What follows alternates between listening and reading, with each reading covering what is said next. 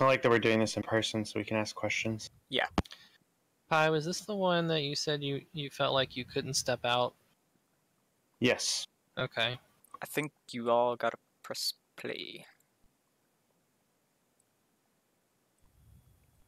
I've been doing that, but nothing's happening. Oh, there we go. Oh, okay. It's moving. I wanted that trait value. Yeah, and I had hard time this game, and I think it was a lot of misplays. Did you guys pick first pick or map pick here? This was map pick. This was map pick. They had they won the toss. Oh, so they got to choose what you got? Yeah. Yeah. Okay. They took they chose. first pick. Yeah, So I was we gonna say, got map I think pick. them having first pick is actually a real problem for you guys here, unfortunately. It's kind of unlucky. Mm-hmm. I don't know. I felt like this game was winnable the whole time, but there was like crucially 3 deaths I think we had. 1 on Dahaka and 2 on Jaina. But one of those was my fault for sure for missing a cleanse. So, like, when they're first pick, you're wanting to ban or take away and not let them have Anubarak, Zeratul, and Samuro, basically. And so you're having to give one of them. Mm-hmm.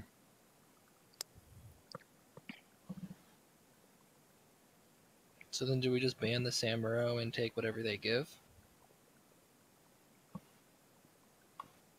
Well, the problem we give with them that we is give them that the choice of Zeratul or Nubrak, and then we get the other one. Yeah, I think that probably could have been better. My other suggestion was just let them have Samuro and ban the other 2. Is this not working for anyone else? I paused it, sorry. It's I was paused. thinking, yeah. Oh, okay. I was like, I'm still clicking the button and it's not working. So we're holding these. and they definitely took the noob. Yeah. Oh, I was really hoping they would let it through. I mean, we I don't expected know why they. we expected this from the scouting, so. Yeah. One of the main things I wanted to go over, I can do this at the end of the draft, actually. Never mind, it's fine. So you guys did your double global thing, right?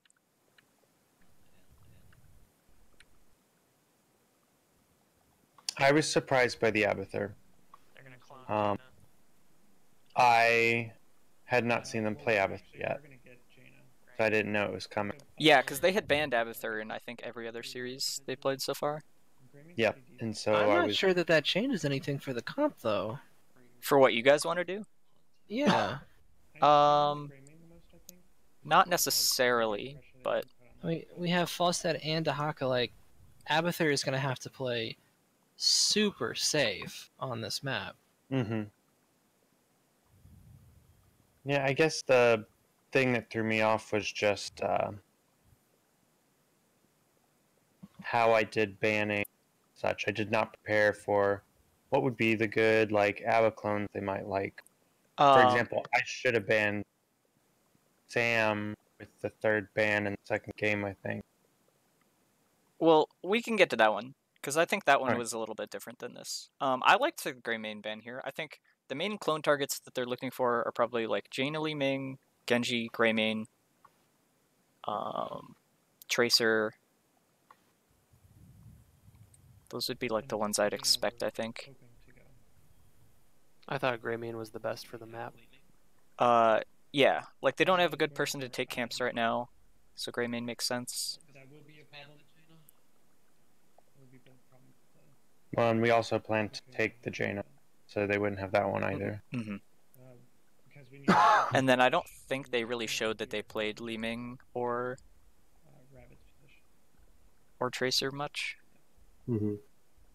But I did say that the Shadow Step dude did play aggressive DPS, but in this case he's on the Abathur, which I also wouldn't have expected. But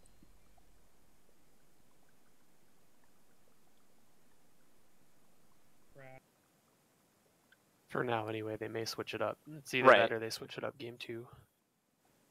But I don't think they had the same Abba player both games. yeah, because the oh no, Chaotic Order is the Samurai player. Why is this paused now? It won't let me play it. Distinct Centipede. I assume it's because it's like buffering for him. Could be.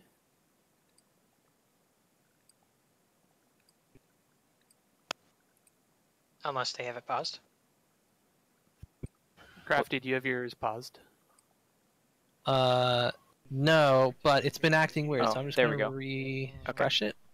ETC if it's Extra small mink whale. I'm not sure I like that name as much as the last one. Alright. And then yeah, into a Nubarak Tyrande, I think you guys definitely wanted a cleanse, so I liked Rhaegar here. Other options would have been Brightwing, I guess, for a triple global, or Uther. I guess Malfurion sort of has a cleanse, but not really. Garrosh if it's someone who's kind of like It's not melee as good, I who can guess. like, throw, disrupt. And we do admittedly tend to favor Rhaegar here a lot Mhm. because he camp clear really well, or helps a lot. Uther may have been a better pick. I mean, their whole composition is about picking Blowing up person one and person? killing it. Yeah, I And thought that's the literally what Uther does. I thought the best at Rhaegar stopping. would be fine with Ancestral though. Yeah. But yeah, Well, maybe you're right. the only two explosions next to me were on Jaina, and she died before I could like. Even if I'd cast Ancestral when I realized they were going in, it Yeah, wouldn't have gone no, off. yeah, exactly. Maybe Uther could have been better, but I don't know. That's hard. And then yeah, Johanna here was good into Raynor Kerrigan. Maybe could have gone Arthas also, but I think this is fine. I was also trying to aim it on the Tyrande so that she wouldn't get the cooldown reduction on her Mhm. heals. Yep, that makes sense. So yeah, I liked the Johanna She's here. got 2 stacks of red. So like your comp to me in draft, like this is what you guys plan for. This is like your comforts pretty much, especially on this map. But the whole idea of it basically is that you're able to get the camps and like soak the lanes and get ahead in experience, but then also not fight them. Mm-hmm. And to me, like the point of getting ahead in experience is so that you win the fights. So it's kind of like, I don't know. The longer I looked at this game, the more it felt like there was like some fundamental issue where Something we need to keep in mind is Well, and eventually we would have had, usually we have the 10 advantage before them by the second objective. That's usually what we do. Like, usually by the time the second objective comes around, we trade the first one. right, Second one comes down, we have 10s over them, they have to go soak. Meanwhile, we get a whole free right, objective. and I think that also you gives even our had that globals this who can game. also You had like continue a to full soak. level lead on them before the second objective. It was also just the way your comp works in fights is like Dahaka wants to dig in the back and flank and like pick off their backline basically and get a tongue or an isolate or whatever, or both, obviously. And then you can kind of like blow up that person, I guess. Mm-hmm. Whereas Falstad more so wants to like poke down the Anubarak, and then once the tank is gone, then he can get the backline or whatever. But it feels like your comp like sometimes wants to engage and flank and sometimes wants to like disengage and wants to play diving the backline but also wants to kill the front line. Like, I don't know, it felt so not even unsynergistic, but just weird. I don't know. It's like I couldn't really explain it. But there did feel like there was a fundamental issue in fights that you guys just really struggled. what they're going to try to do is they're going to try to. I don't know if Uther fixes that, or I think it's fine for Dahaka to just come in and tongue one of the frontliners. Like, it could easily go on Kerrigan or Bug. yeah, that could probably work. I mean, if we get a tongue on Bug between Jaina and Falstad, he is Right, gonna he die. should be dead. Yeah, that makes sense. Kerrigan, of course, is gonna die even harder. Be careful with your positioning too, because if you're the web target, then that. But yeah, I mean, if he comes in and he grabs like Tyrande and then pulls it up, we're gonna have problems. And then yeah, you guys did a good job of calling out that like they're just gonna blow up one person, so you're gonna have to be really good on gusts and cocoons and stuff like that. So that was good. Vision. Fast clear mid and then rotate out of here. It felt like in theory that should work really well. Like that should just shut their comp down. Gus? but I don't know. I just didn't feel like I did The rotation. much. Hmm. But I guess we'll see it. I guess they don't want to leave. So this is good, stalling the rotation here mid. They got a tower, but you get a wave ahead of them. Okay, rotating mid. They're off the map. Care? They went up. Their ABBA keeps mining our rotation, so they are aware when we are rotating. Just keep that in mind. Okay. Oh, and this is where they killed Jaina. They are aware when we are rotating. I don't think so. Oh no, they don't. They don't. So he Unless you misses get the out this time. burrow. Kerrigan does her combo. You just gotta run laterally. Yeah, side to side. I think you guys dodge it. It's hard to see. Okay, I'm getting our camp. I passed it. Okay. Here comes. Oh, it doesn't let me go back. I remember this game being pretty frustrating from the tank perspective because I didn't feel like I had a lot of tools at my disposal to stop what they were doing. Am I not like host or something? I'm not controlling it. I know. It shows you as host. It like doesn't let me rewind. Okay, here we go. Their ABBA keeps mining our rotation, so they are aware when we are rotating. Just keep that in mind. Okay. Yeah, having Falstead get pulled by that is kind of awkward. Mm-hmm. It's a 3-man stun. Yeah. But I think you should be mostly okay. Yeah. They don't really have good damage follow-up right now. Okay, I'm getting our camp. Okay. They know we're on it. I think you could have had one person go to the bot wave, probably Jaina. Here comes a noob. He's evading. He's already. And yeah, they were definitely going to be aggressive on the invade here, so it's good you guys called this. Here comes a noob. He's evading. He's already on it. It keeps freezing for me there. I think the video might be freezing. I think my recording just freeze. Oh, okay. We have it. We can let it go. Yeah. Full target. There we go, it's fine now. Alright. I can't get one. Fine, it's fine. Go ahead and go up. We're ahead and soak. Just keep trying to maintain. Maybe you guys didn't miss too many minions bottom, because you did have the wave pushed in familiar. Just here for the essence. Yeah, we just want to limit kills. Pushing, start going up to take our bruisers. Y'all should make sure you get bruisers before that thing. I think that should be fine. Yep.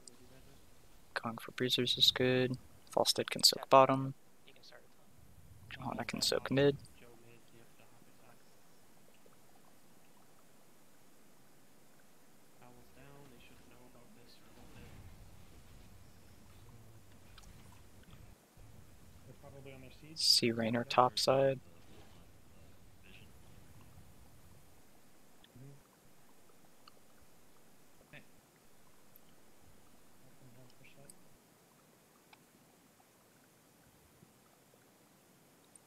Yeah, this should be fine.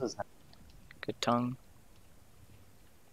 Pulled it out of the. I think Rhaegar could have like body blocked a tiny bit more, but it's not too big a deal. You do secure the kill, like barely at the end. I was gonna be pretty upset if we didn't. They're doing their camp now. So yeah, this is good. Here? Yeah. Kerrigan's top. Falstead can just stay bottom and clear. They were X here. Starting on point mid. Going on top, that's me. Okay. We just looking to trade out here. Which one do we want? Mid? Yeah, I'm ready to abandon this. Okay. Rotating down to catch mid soak then. Surprised they gave us both of these. The more I'm looking at this, maybe you want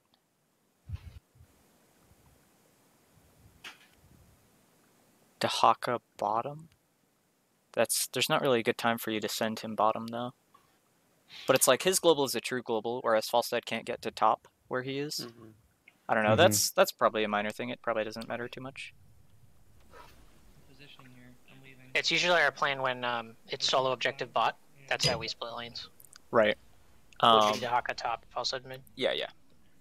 You guys want to prioritize top here because you got the bruisers and you can get the fort, I think. Force on here. Okay. Yep, I'm ready. Okay. Kill target should probably be Raynor here. Looking at Raynor.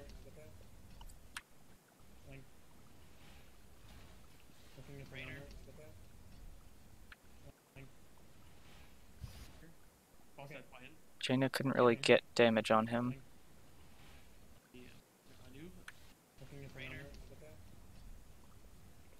I can't tell if he's getting zoned off by the Anubarak or what. He tries to slow him there and gets a Q, I think. I mean, everyone in this picture is in comms right now. We can just ask. I mean, I think my thought was we were just looking to get the objective. Like, if they're running that far and we don't get the pick right away. Yeah, that's fine. We're basically too far now. Anub is good. Yeah. Yep. And now you have to If back that's out. the case, though, I think it's perfectly fine to just say, you know, disengage. Yeah, just stay on point. Yeah, back up. Yeah. Like it's that's fine call, but you gotta let people know to like stop hard committing to it. We don't take any deaths there, but we could have easily. You got the end shots especially too, which is good, and you finish off top. Yeah, that worked out well. You're already ahead like half a level. Calling out when the camp is up. Now they're invading. Yeah, they're looking on Falstead. Okay. Yep, you guys have a global advantage.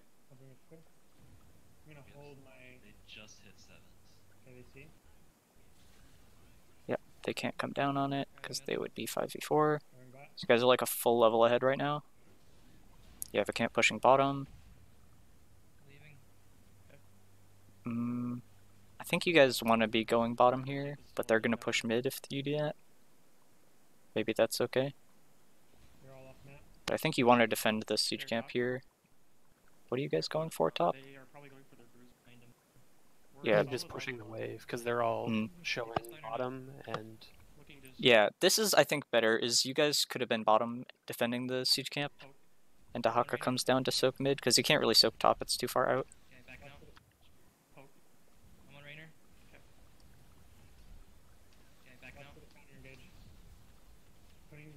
It's good blizzard. This was the cleanse that I didn't get.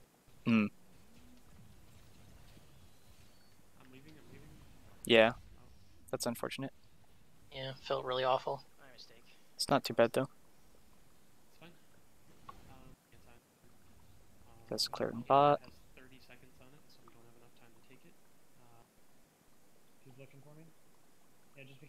You're sending Falstead mid because he can fly in. Yep. Dahaka's soaking now. I think coming around here is kind of iffy instead of just going around the left side, but it's alright. So yeah, here you're up level 10, and you have global advantages even, so it feels like you should be able to pressure this. Well, it's also kind of awkward because you're pressuring with 3 people into 4 people even. Right. But you do have the bruiser camp pushing top. Oh, it's frozen again. Okay. So yeah, this is good. Clear their siege. Push the wave. Yep. You see them mid, 3 mid, I think.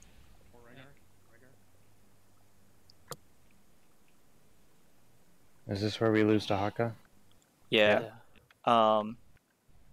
He's just out really far for you guys not seeing them. Like, they disappear, I don't know, like 5 seconds ago or whatever, and he's pushed up. You know, he's over the halfway point on the map. If anything, he could be in the top bushes on that, like on the temple area. On the right side bush, and then he can probably get out easier that way. But yeah, that just seemed like miscommunication with him. Or him not listening to the communication or something. Yeah, I think it was probably a combination of we didn't specifically call they were missing, and he was probably too far to be considered safe. Yep. So now they're going to be level 10, and you won't have Dahaka up immediately. But you have the bruiser camp pushing top. So you guys had to give up the pressure in the bottom bushes right now. So right now, I would say Crafty should probably do the blind instead of face checking here. But you also just probably want to clear the wave first. And you're probably wanting to wait like a couple more seconds for Dahaka to be up.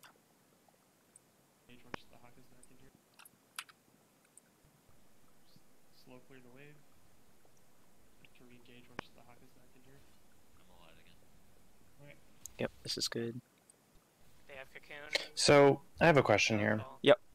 Is the right call to come down and contest this temple, or is it to push the other lanes with our globals? I think the right call here is to push top with the globals until they respond, and then depending on how many people they send, we just can take the temple, or they don't send enough back to keep their keep. I mean, if we send both globals though, then it's just, Jaina, Rhaegar, and Joe. We would be conceding the temple but getting a keep, unless they send enough people back to stop that, in which case we should be able to either 3v3 or 3v2 them on the bottom. Because the thing about their comp is they have to stay as 4. Like, you see, they never leave each other. So I feel like we really messed up advantage of that. Yeah, once I'm wondering if we should have sent Falstad top, and then Dahaka and Falstad should have pressured keep. The other option you have is trying to start boss and just making them fight you off the temple. Okay. Mm-hmm. Did you go bribe build this game on Falstad? Do you remember? I did. Okay. If you have bribes up, yeah, it'd be good to bribe their bruiser camp too. I had just used all my bribes to get our bruiser. Oh, I see. Gotcha. That's a good call. Think of the future.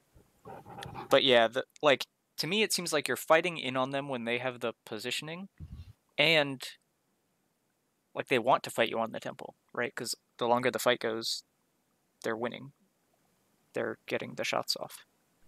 To me, I see Raynor stepped up super far here. Like I would honestly either just like fly or bless shield. You could probably bless shield and then gust him towards your keep wall or something.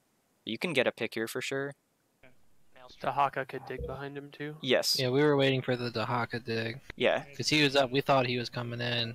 Yep. And then he just walked. Yeah, I mean, that needs to be like a very, aggressive call from all 4 of you, honestly. It's just dig bot, dig bot, dig bot, dig bot, like yelling it. I was a little confused because we had made like in our comms, we pre-talked about, like, let's start to move in and Dahaka dig when he's up. So I thought that was enough. No, he was going to dig when he was up. Yeah. I think there was a miscommunication there, yeah. I mean, like, having the plan was good, and yeah, I did hear that, but I don't know. If that's already the plan, confirming it's the plan is still good. I don't know how good, to... Yeah. So... And, like, confirming that that's a good time or whatever. Because, yeah, he's playing way up. His tank is... You saw Anubarak on the bottom side or whatever. So his tank can't defend him very well. But, yeah, you guys could have picked him off here, I think. And then the fight's a 5v4, right?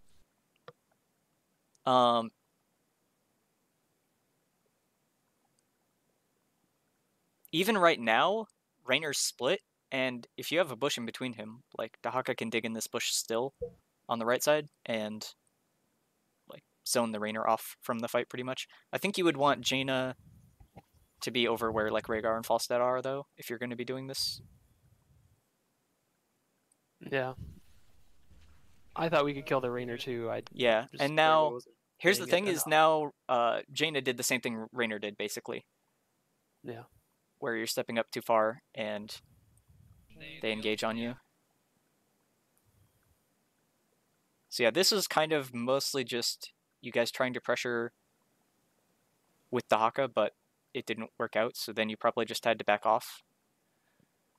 So yeah, the reason I was suggesting boss also is just that you have good boss control tools. Like Dahaka and Johanna can stand on the point. You can gust them off the point. Ring is good if they're in that area, you know.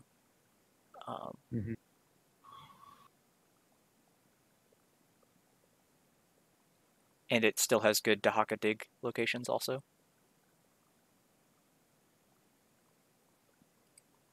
So yeah, this you just kind of got blown up. It was a good attempt on the cleanse, and then yeah, the cocoon. So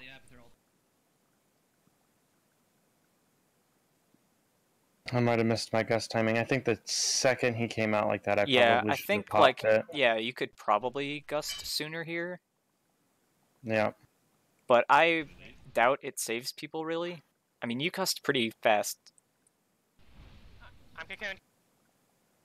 He actually lives through that and then dies to the clone.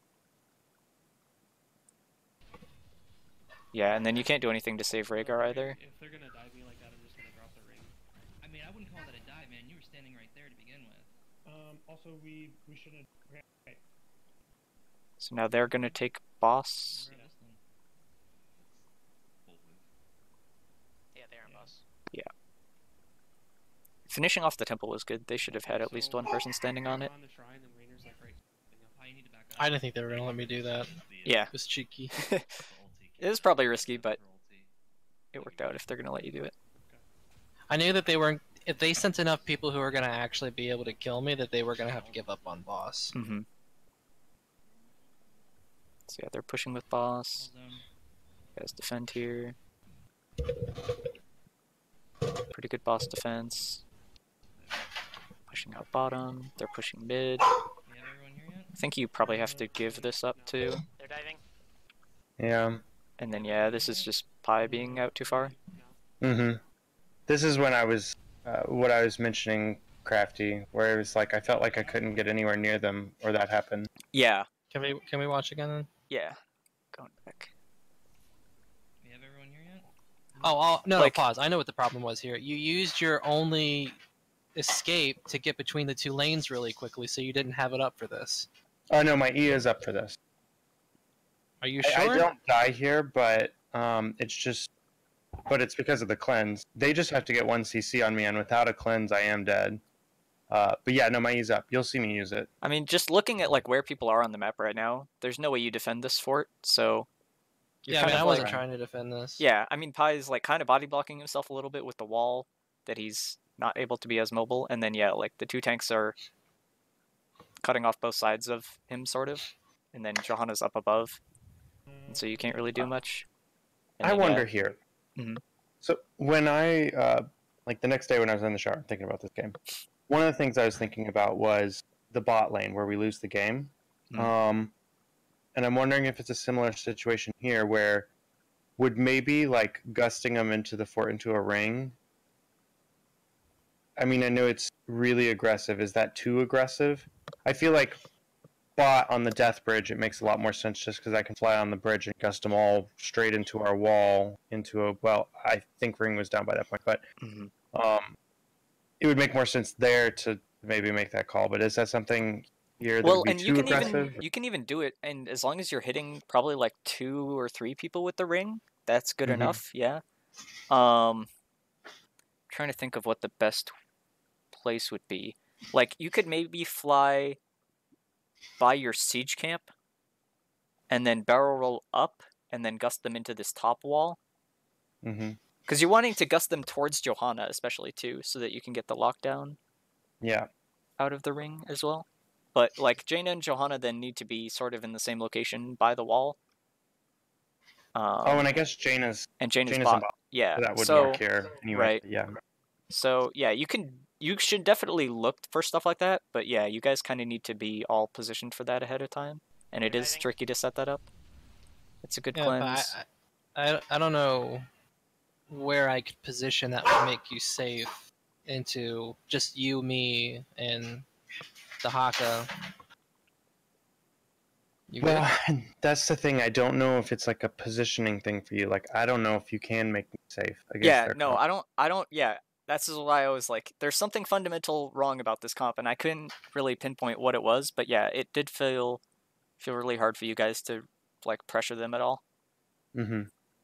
Well, we pressure through the global, but Good gust. both of our globals are in the same lane right now. Like, instead of Jaina being bottom, Falstad's bottom, Dahaka should be top. Jaina should be with us. Yeah, and I do think we're committing to defending a fort that we just defend. I think like Falstad could be top 2 and try and take the Mhm. bruisers maybe. Or you can kill the clone. But what I noticed most about this game was, Back up. you know, when they had that final push down bottom, like, we never had people split pushing at all. Like they could just sit bottom and just push forever because there was no reason not to. And I actually agree. That was something I was thinking about. Was we never like. Well, and it was like I was saying earlier, we never punish the fact that they have to stay as 4. Even if they're aggressively pushing our buildings, we can get siege damage elsewhere. One problem, though, with the Abathur is that we can't do, like, the slow attrition that we like to do with this comp. Like, we normally, like, will slowly just get little pot shots on their buildings as we make rotations and whatnot, and that's one of the reasons it usually feels like this works for us, but he had Mule, so unless we killed a building... Oh man, that's a talent that shouldn't exist. Yeah. Yeah, on this map... We have a window. Plan? Yeah, Jaina and Johanna should be good enough to like anti-siege most of their stuff, I think, but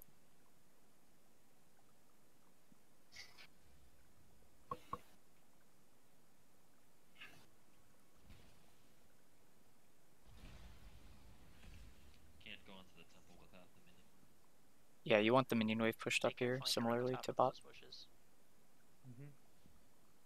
We'll wait for Crafty to get some better. But Dahaka should be able to get the bottom one here. The other one's on the point, so I can go on the point. Yep, go ahead and get on that. Yep. Can just do this, just clear the wave. I think you guys just want to play safe here. I think you're probably happy to trade here, even though you're behind on structures. Pushing this out. We're getting bottom for free right now, so I'm not feeling very aggressive. Yep. It's fine. You can take bruisers. Yeah, I've got this. Yep. Quick grab it. I'll catch. I'm going middle real quick. Once you use your gun. Okay, alright, head up. I'm not sure you needed to bribe those. Yeah, I'm wondering if I should have used those stacks on their... On their siege, yeah. Because you can If always you are gonna fly bribe, out. just bribe the spell shield minion. That's like in effect while we're trying to clear it. Mm. We're about to fight on. We're gonna fight under this camp, right? Okay. Fighting with the camp makes sense. You don't want to fight before Dahaka's done with bottom, though. So there's the 5 shots. So now you can look for a dig. I see Raynor all alone, and I see Kerrigan up pretty far, too. So I think digging in one of these top bushes looking for like Raynor or Kerrigan would be good. Anubrek's kind of split. Basically, I think Pi should be walking up here pretty far and looking to gust as soon as Raynor's dead. That's kind of tricky because he's probably going to be able to cocoon in time. And yeah, you guys just have like Jaina and Johanna. Like all you can do for an engage is walk at them. It's really awkward, I think. Mm-hmm. And you kind of want to walk slow with the camp too. Yeah. This is very tricky. They're just backing out. Okay.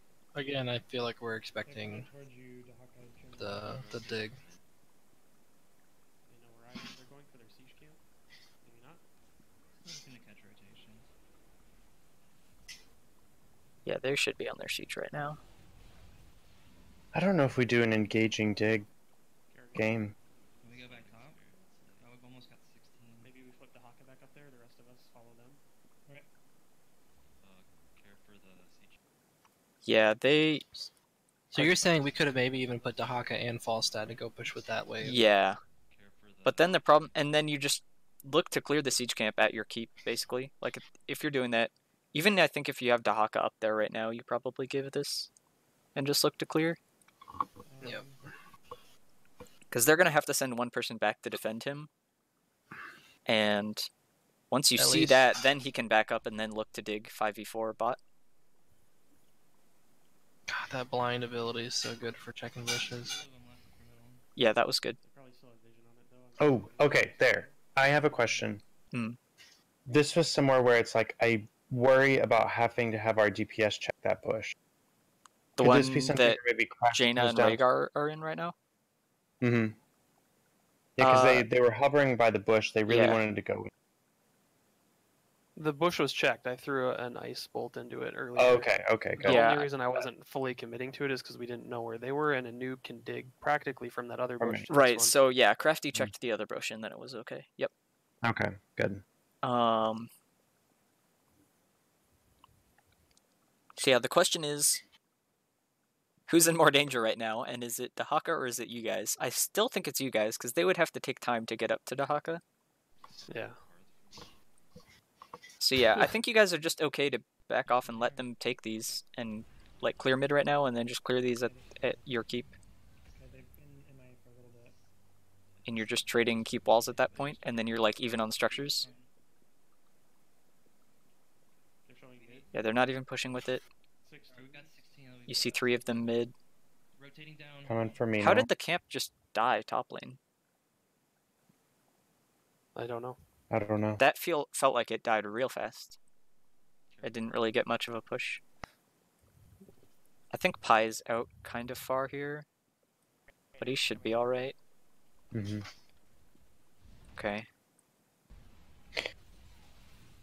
Oh, this is one of those moments where I'm like, maybe I should have just fly gust. The problem though is that they have a bug, which means even if we Yeah. do dive under tower, like even if you do gust him under tower, you know, he's going to use all of his abilities right off the bat, and that's going to give them a solid like 2-3 seconds of So not here's where you actually have the setup though.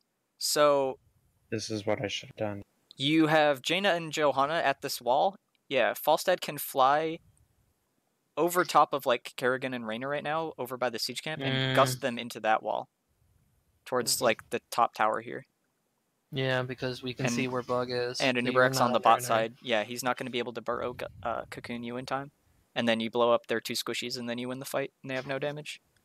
Mm-hmm. Then Dahaka can dig like by your bottom fort and cut off their escape. So yeah, this is a missed opportunity, I would say. Even still, like this Kerrigan, like we just bless shield and combo her between the 2 DPS, she should be dead. Mm-hmm. She is already at the wall. Right now, The yeah. lockdown right there, like yeah. this.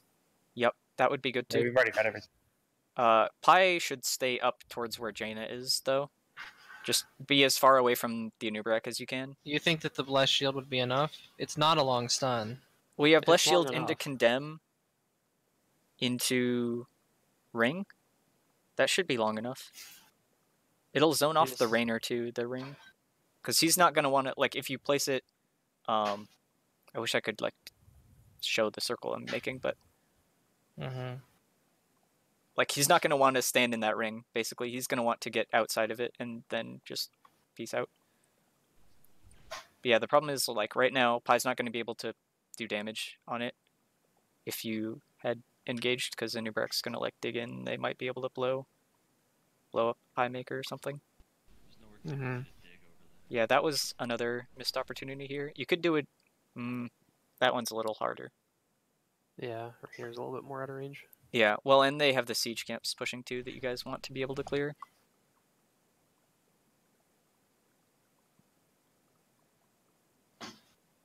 That's a Crafty's cool ability. good here, that I didn't clearing notice. wave. I think you just have to poke this with Q and whatever boomerang. Mhm. I think you're stepping up kind of far, and yeah, looking for the ring by itself, I think, is kind of reaching. You should definitely call at least Bless Shield into ring. I had no Rabbit, when you did this, I had no idea this was happening. Yeah, I don't hear any Yeah. call about it. You could also look to fly maybe on the bridge right now and gust Mhm. towards the wall again, and probably get Kerrigan. So I'm not saying it's an excuse, but basically when stuff like this happens, it's because I'm getting impatient and I'm seeing things happen that shouldn't be happening and they're not getting punished, and so I'm just like, well, I guess I have to do something. Mm-hmm. It's not the right play, and I know that. Yeah, but gotta that's be what's patient. happening. And then, yeah, just You can see my mouse on you. up too far. Once I realize you're dying. I'm Yeah, like, oh, I have to mean- use He abilities. just and I- dies Yeah, so fast. there's just no saving him at this point. He needs like 2 autos from Rainer, and Kerrigan's just gonna queue. Yeah. And you probably don't have Ice Block at this point either. No, we didn't have nearly enough skirmishing to Yeah. get anywhere near that. That's another thing is like, your comp sort of doesn't want to fight them, but then Jaina needs to fight them. Mm-hmm. I don't know. Yeah. this definitely felt like pretty big struggle. I didn't actually know that this would work. I mean, maybe you got this off just like perfectly in time, but it looks to me like you're cocooned and then the gust happens. Oh no. Yeah, it was like simultaneous. It was just. It is a slight windup for Gus, like half a second. Mm-hmm. Is it Like- stunnable though? Like, is it like I Thrall don't where think it's cancelable. It's like Zul'jin. Zul'jin's guillotine. As soon as he clicks it, it happens regardless of what happens after. Yeah, that's what I thought. It's- Yeah, the you're same inside a as- cocoon right now, like right as they're getting pushed. So that is like literally simultaneous. Yeah. All right. Interesting. I don't know. Thought I had. I do not make it out of this. Yeah, I mean, after Jane is dead here, this is kind of just like the keep is gone. I think Dahaka should just dig top and try and get as much of the top temple as you can, and try and trade keeps. But So they my can mind is core. this keep is theirs. We're waiting for our DPS to respawn. All good. And you don't want to have him dig top because they can core. Yeah. He's fucking spray tagging. Stem the bleeding. Back up at 9. So you need to get on Raynor and Kerrigan here. Right now besides them. We're just afraid of them calling to kill one of us. Right. Yeah, because then they can Like do that. this. Yep. You almost get out. Come on, Rainer, at the moment. Yeah. Felt like for a second we almost. You just can't step up at all on Jaina. Mhm. Rainer, They're just gonna dive you every time. But I mean, at that point, I don't know that I had a choice. We had Yeah. Rhaegar and Dahaka down. And they're on our core with Siege Giants. Yeah, so I would say like the big points were what? Oh, it switched. Well, like the bottom fight of getting Jaina picked off there was pretty rough because you guys were ahead level 10 to level 9 there. That you should have been able to win that shrine, I think. And that was just dig communication call and then the defending of the keep trying to gust ring and stuff. But yeah, I feel like you guys just needed some other way to engage there. Maybe Hanzo instead of Jaina would have worked better, so you have Dragon Arrow or something. Or a different tank other than Johanna. But like even Arthas doesn't give you a very good engage. Technically, Hanzo wouldn't be a bad choice because his camp clear is really nice. That could work pretty well. I didn't even see Jaina doing camps very much. I mean, it was kind of because you guys were behind most of the game, but it felt like you were taking camps as a group. Or with Falstead. Yeah. Yeah, usually we would like to split a little more. I think we let them dictate the pace of that game. Yeah. They were going around as 4, and we just followed them as 4. What would be something else that has good engage, maybe?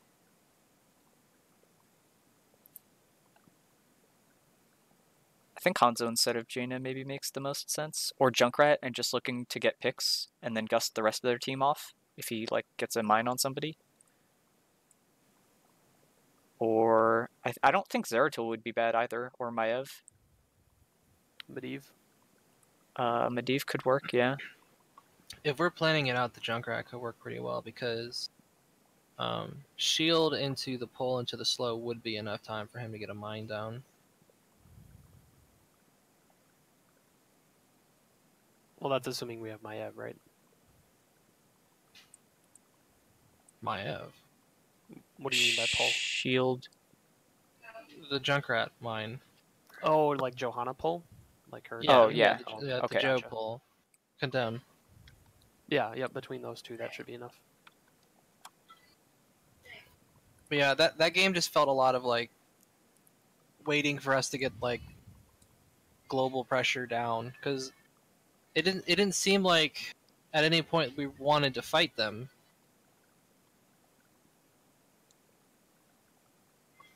Yeah, I feel like yeah. I probably should not have been with y'all as much as I was.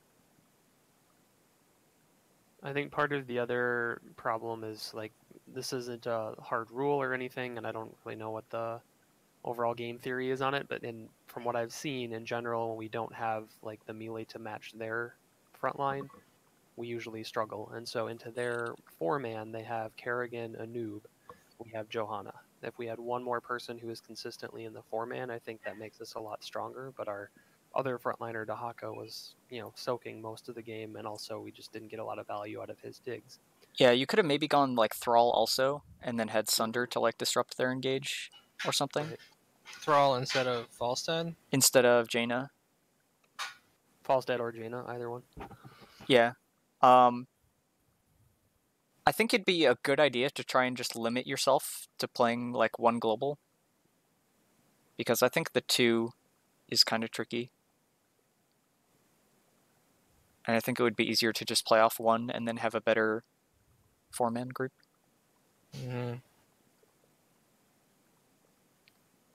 But that, or we just need to spend more time figuring out how to play that map. Or yeah, I'm you guys not familiar running double. I was gonna say, or it. you need to just play that map and that comp like 20 times in scrims and make your digs and gusts and everything and fly like really on point and be able to just pull the trigger on that. That might have been our oversight, because that's usually our best map, but that was pre having 2 roster changes, so we just didn't have the practice we assumed we had on it. Yeah. The other thing is, like, I think that comp works a lot better before the experience changes, and it feels like it's a lot harder to build a lead now with it. And so, I mean, you did build a lead even, but I think that was mostly them like missing soak and stuff, and they didn't do their camp timed very well and stuff. That I'm not sure that you should have even been able to build the 1 level lead. You might have had like a half a level window or something on the bottom shrine, and it feels like, yeah, with the comp you had, that you can't even be aggressive with it or pick a fight. So yeah, I don't know. It felt just really hard. I think that game was going to be hard regardless with them getting first pick. Mm. Sure.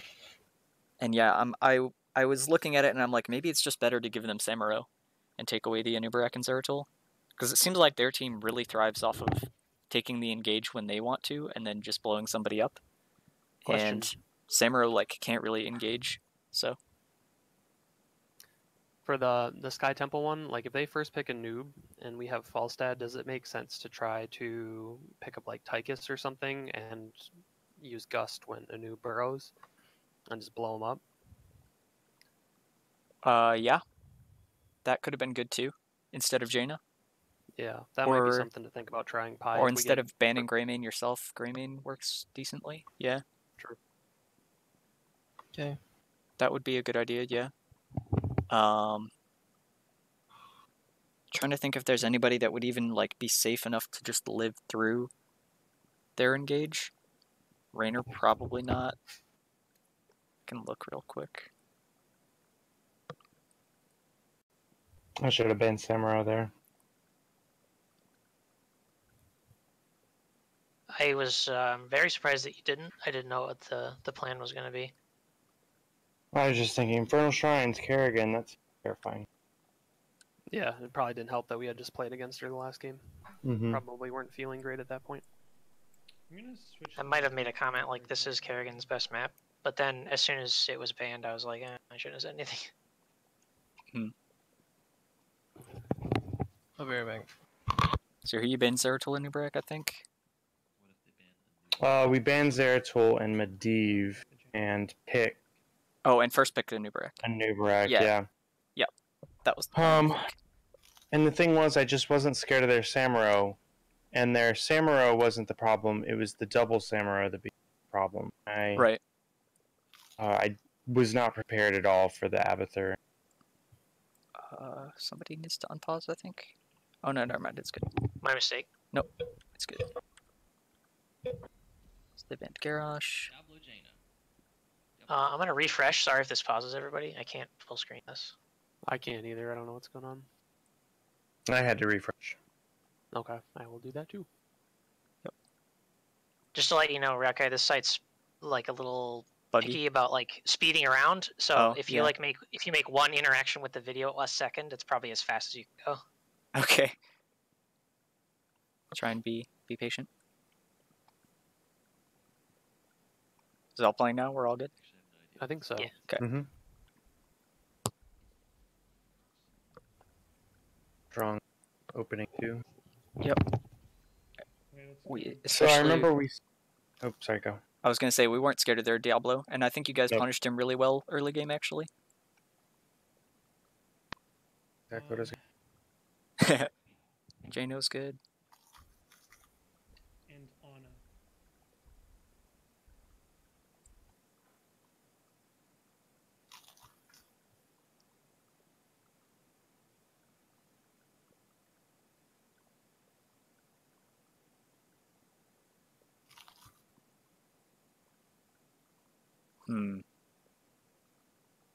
I'm okay with the Ana here.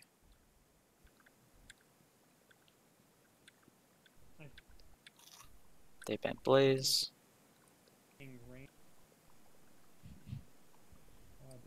So yeah, right now, their offlane is basically Thrall or Samuro.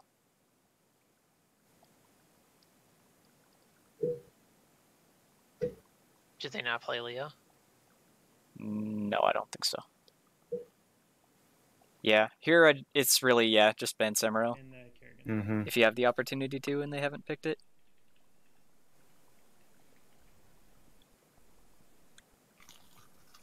And they go Abathur Samuro, I think. They went Abathur Hanzo. Also, Ana has those cleansing darts that would really disrupt Kerrigan anyway. A little bit. Hold on. The problem with that is in team fight, he's going to be using those on cooldown. I don't know if he'd be able to get that out just in time. You talking about my 16 remove stuns? I mean, you can just cocoon the Kerrigan too. Or I'll be honest, I wasn't quite sure who to cocoon in this because Kerrigan didn't seem to be. Oh wait, not in this one. Yeah, my pseudo cleanse pie is at 13. Okay. But I wasn't even sure who to cocoon here because there were 6 Samuros, so I'm not cocooning a Samuro. You can't play the Russian Tyrande roulette wasn't really doing anything. Hanzo was never really close enough for me to throw a cocoon on, so it was pretty much just cocooning Diablo, I felt. Yeah. You know what's also confusing is when we started this draft, I specifically, we had a group discussion about this, and it was, let's not ban the Kerrigan, we're not scared of her if we get the Anubarak. And then we had the Anubarak, and then I still banned the Kerrigan instead of all these other heroes that we know they play that would be a lot scarier. My memory is our conversation was about Samuro in that regard. That we weren't scared of Samuro and we weren't going to worry about banning it. We wanted to ban the other two for combo setups. And I think that would be okay if they hadn't picked Abathur. Right, which we weren't expecting. Yeah. Maybe I should have banned Abathur. I mean, I've played this against teams. Well, they picked it. They'd already picked it in the previous match. Knew they ran it too. Did you ban before the Blaze? No. No. Sure. That could have worked too. I think either one. Either Samuro or Abathur would have been good, yeah. Boy, Blaze was a red flag too, because if we had Bunker, we could put I was going to say, because their offlaner literally plays Blaze, Thrall, or one other one. Here, I can bring it up and probably find out what I had in my notes. Let's see, what team is this? Newest? Yeah.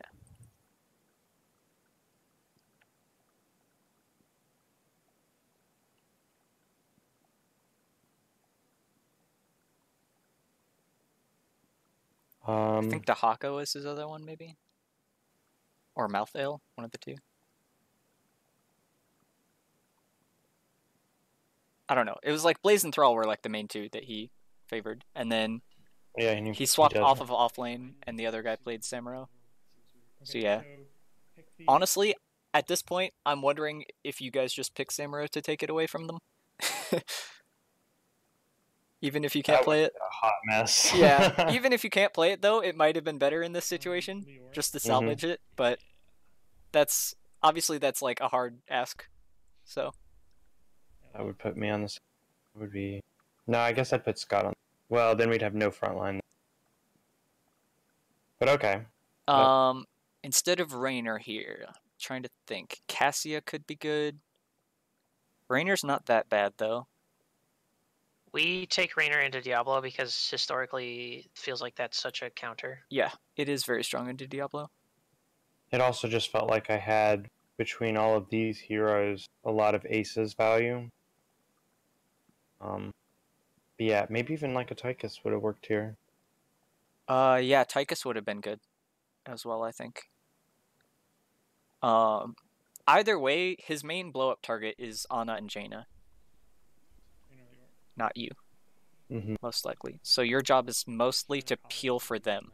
Like, you can kill Diablo eventually, and that's not really going to be a problem, especially because he's probably getting cocooned at this point most of the fights. That as long as you keep Jaina and Ana alive, and the Samuro can't pick them off in fights, then you'll be ahead. So one thing I bring up here at the beginning that we need to figure out what to do with the double Samuro, and I don't think we ever do though.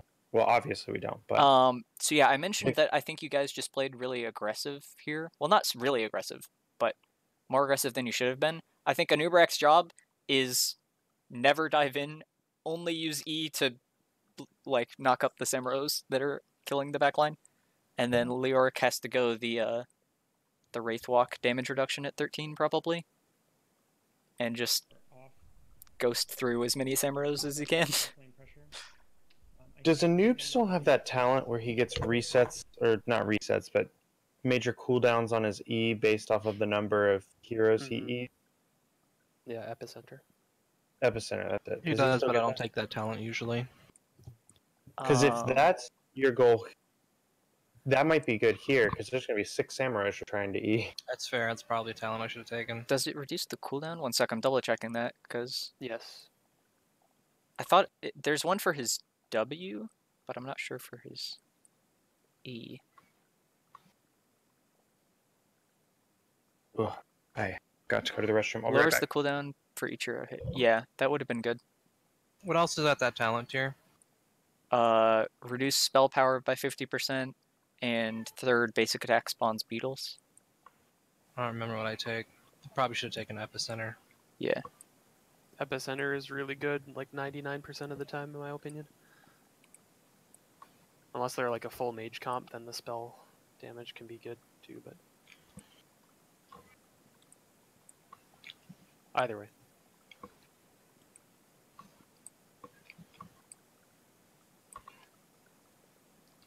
And then yeah, the other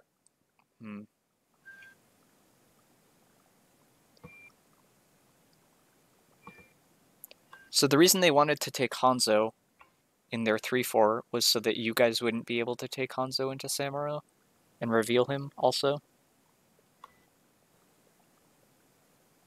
There's maybe a world where you go Tassadar in the off lane.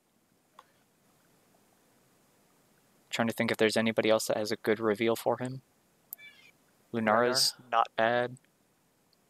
Rhaegar doesn't reveal, it just would break stealth. We're talking like actually show which clone is real. Mm-hmm. Yeah, that would help a Oh, lot, does it? because then you could cocoon the right one. Yeah. Okay. Yeah, maybe you go Tassadar off lane as well. Maybe that's the best option. If you cocoon the correct Samuro, can he swap out? Yeah. Oh, he can? Well, not while he's in it, but he would do it in reaction to it because of the travel time of the projectile from Cocoon if he was really good. In theory, yeah. I don't think this Samuro is good enough to do that, honestly. But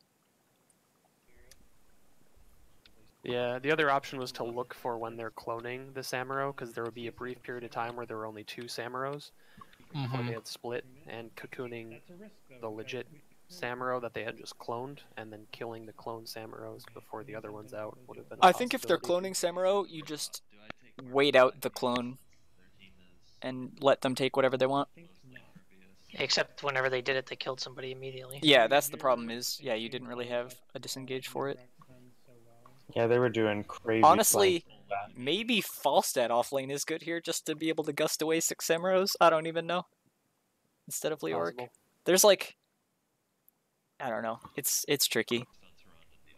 Well, and the problem is, I wasn't prepared for Samuro, which makes no sense. I should have known it was coming off of all the scouting we did. I have no idea why I wasn't expecting that 5th pick. I mean, I don't know. Don't beat yourself up over it too hard, because, like, I don't know. Every team I've played on so far has, like, had to play against Abathur Samuro at least once before they learn. Never again. Never again, exactly. That's the lesson you learn from it. It is a very disgusting combo. Yep. I had never played into one before. Nope. I think there's just no counterplay to it. That's what it If feels the like. Samuro Like, player is good enough, yeah, that's the problem. Is there's no counterplay. Like, you're never gonna kill him. Yep. You should never be able to kill him, and any rotation you do is kind of just a waste of time. So you kind of have to win, like, stomp their 4-man hard enough that you win before he wins. Yeah. And that's your only real option. I think you made a good point there, Crafty. I shouldn't be doing as ballsy a positioning that I tend to do with Maev as a Rainer. That's the other thing though. Like here, like if we take our like Thrall instead of Raynor, I think we just body them early game because they have an Abathur and a Samuro. Like they shouldn't be allowed to do anything on the map if we have like another person who can engage or provide CC. Yeah, having like Earthquake or something could be helpful for the Samuro clones also. Being able to kite back. What was that Diablo dive? Or Sunder even. I think you guys could have been on this camp a little bit earlier. Get on it like 10 seconds late, kind of. It's alright, but just one of the DPS didn't need to be mid. Probably Raynor could have started it. And Crafty's doing a good job anchoring. I think ideally you would want to anchor in the topside bush, but because you know where Diablo is, this is better, I think. Looking in theirs. Okay. Yep. They have vision on me. Do mine. On the Diablo. They Yeah, really this didn't is- want me to get that camp. I was gonna say, this is good because, like, Tehran is alone standing on this camp, and yeah, Okay. The noob's in there. I thought we were gonna get that. it is close. Diablo is slow. Okay. The noob's in there. We probably should have just called to take their camp anyway again because we have 4 and they have 3. Yeah, you probably could have invaded also. It also just, like, if you're taking your camp 10 seconds faster, then you have a better time window to look on theirs. True. You guys are gonna watch one of the worst Ana games of my life because I'm so tilted from the last match.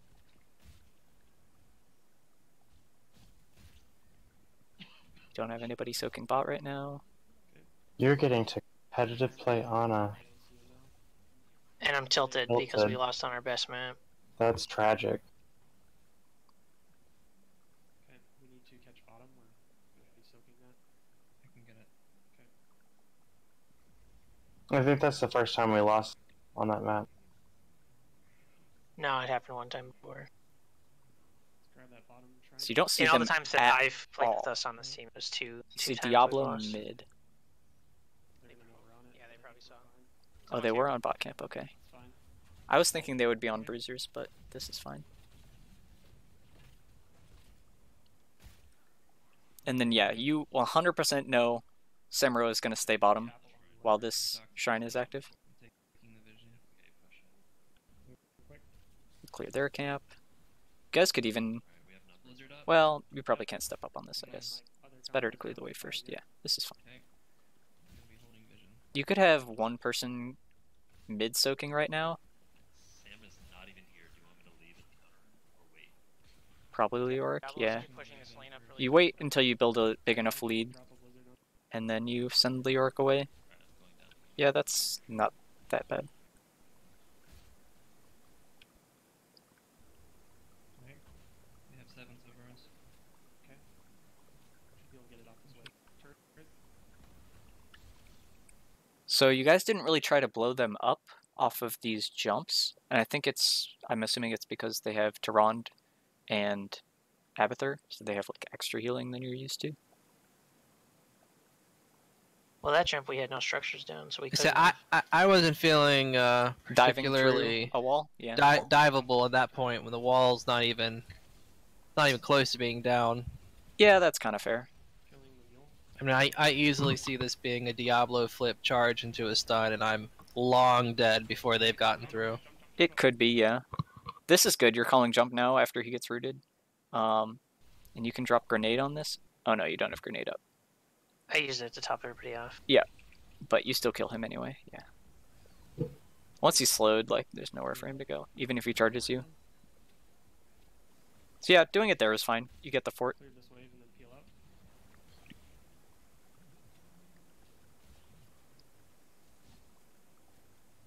Now the question is, are you peeling off to bruisers or bottom siege?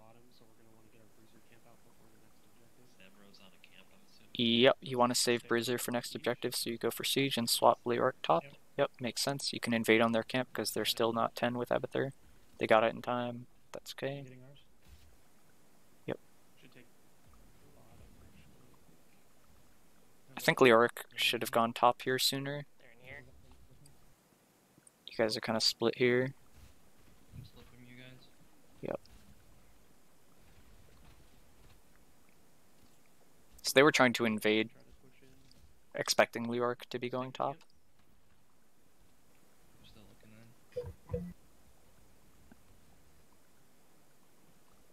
Theo, can you go check our bruiser camp, make sure if Samurai... As soon as I saw Diablo stepping up, stepped back like you instructed us. Yep. Nope, this is good. I'm gonna go grab bot. Okay, that sounds good. I've got Blizzard. Yeah, I think you could have sent Leoric up top sooner, but this is not that bad either. It was out pretty far. But you do see them bot now. As long as you see where Diablo is, he probably can't get ganked by like Tyrant Hanzo, so.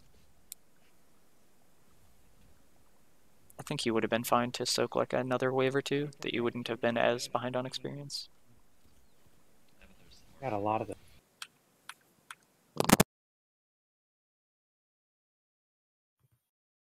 Alright, sorry, I had to sneeze. So yeah, you see them bot, and then disappear onto the camp.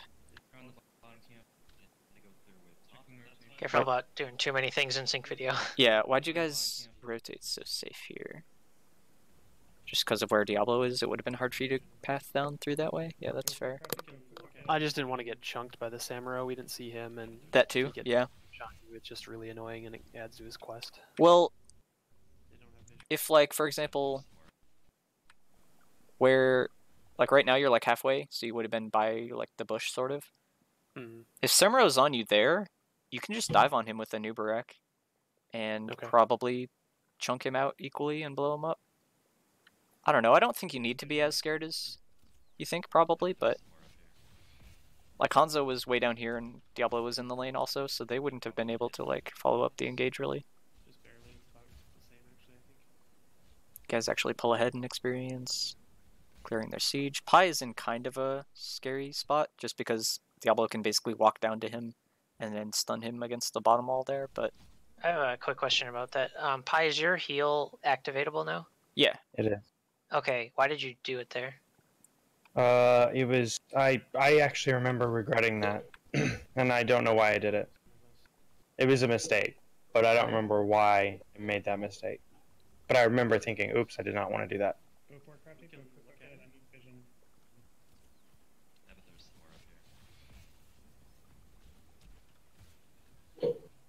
gonna hit 10s before us. Just barely, about the same actually, I think.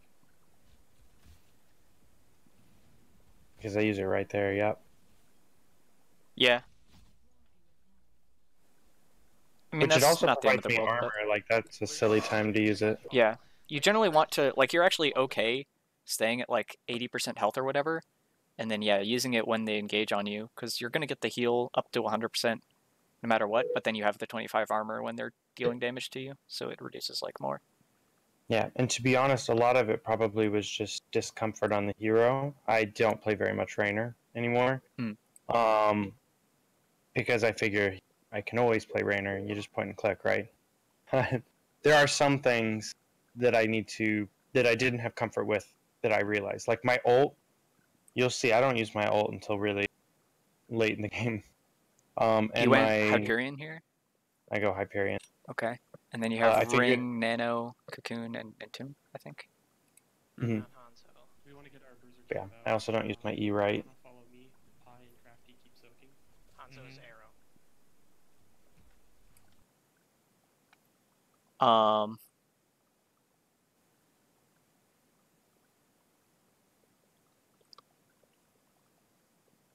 Yeah, I think I would prefer Raider here. It's pretty good into Diablo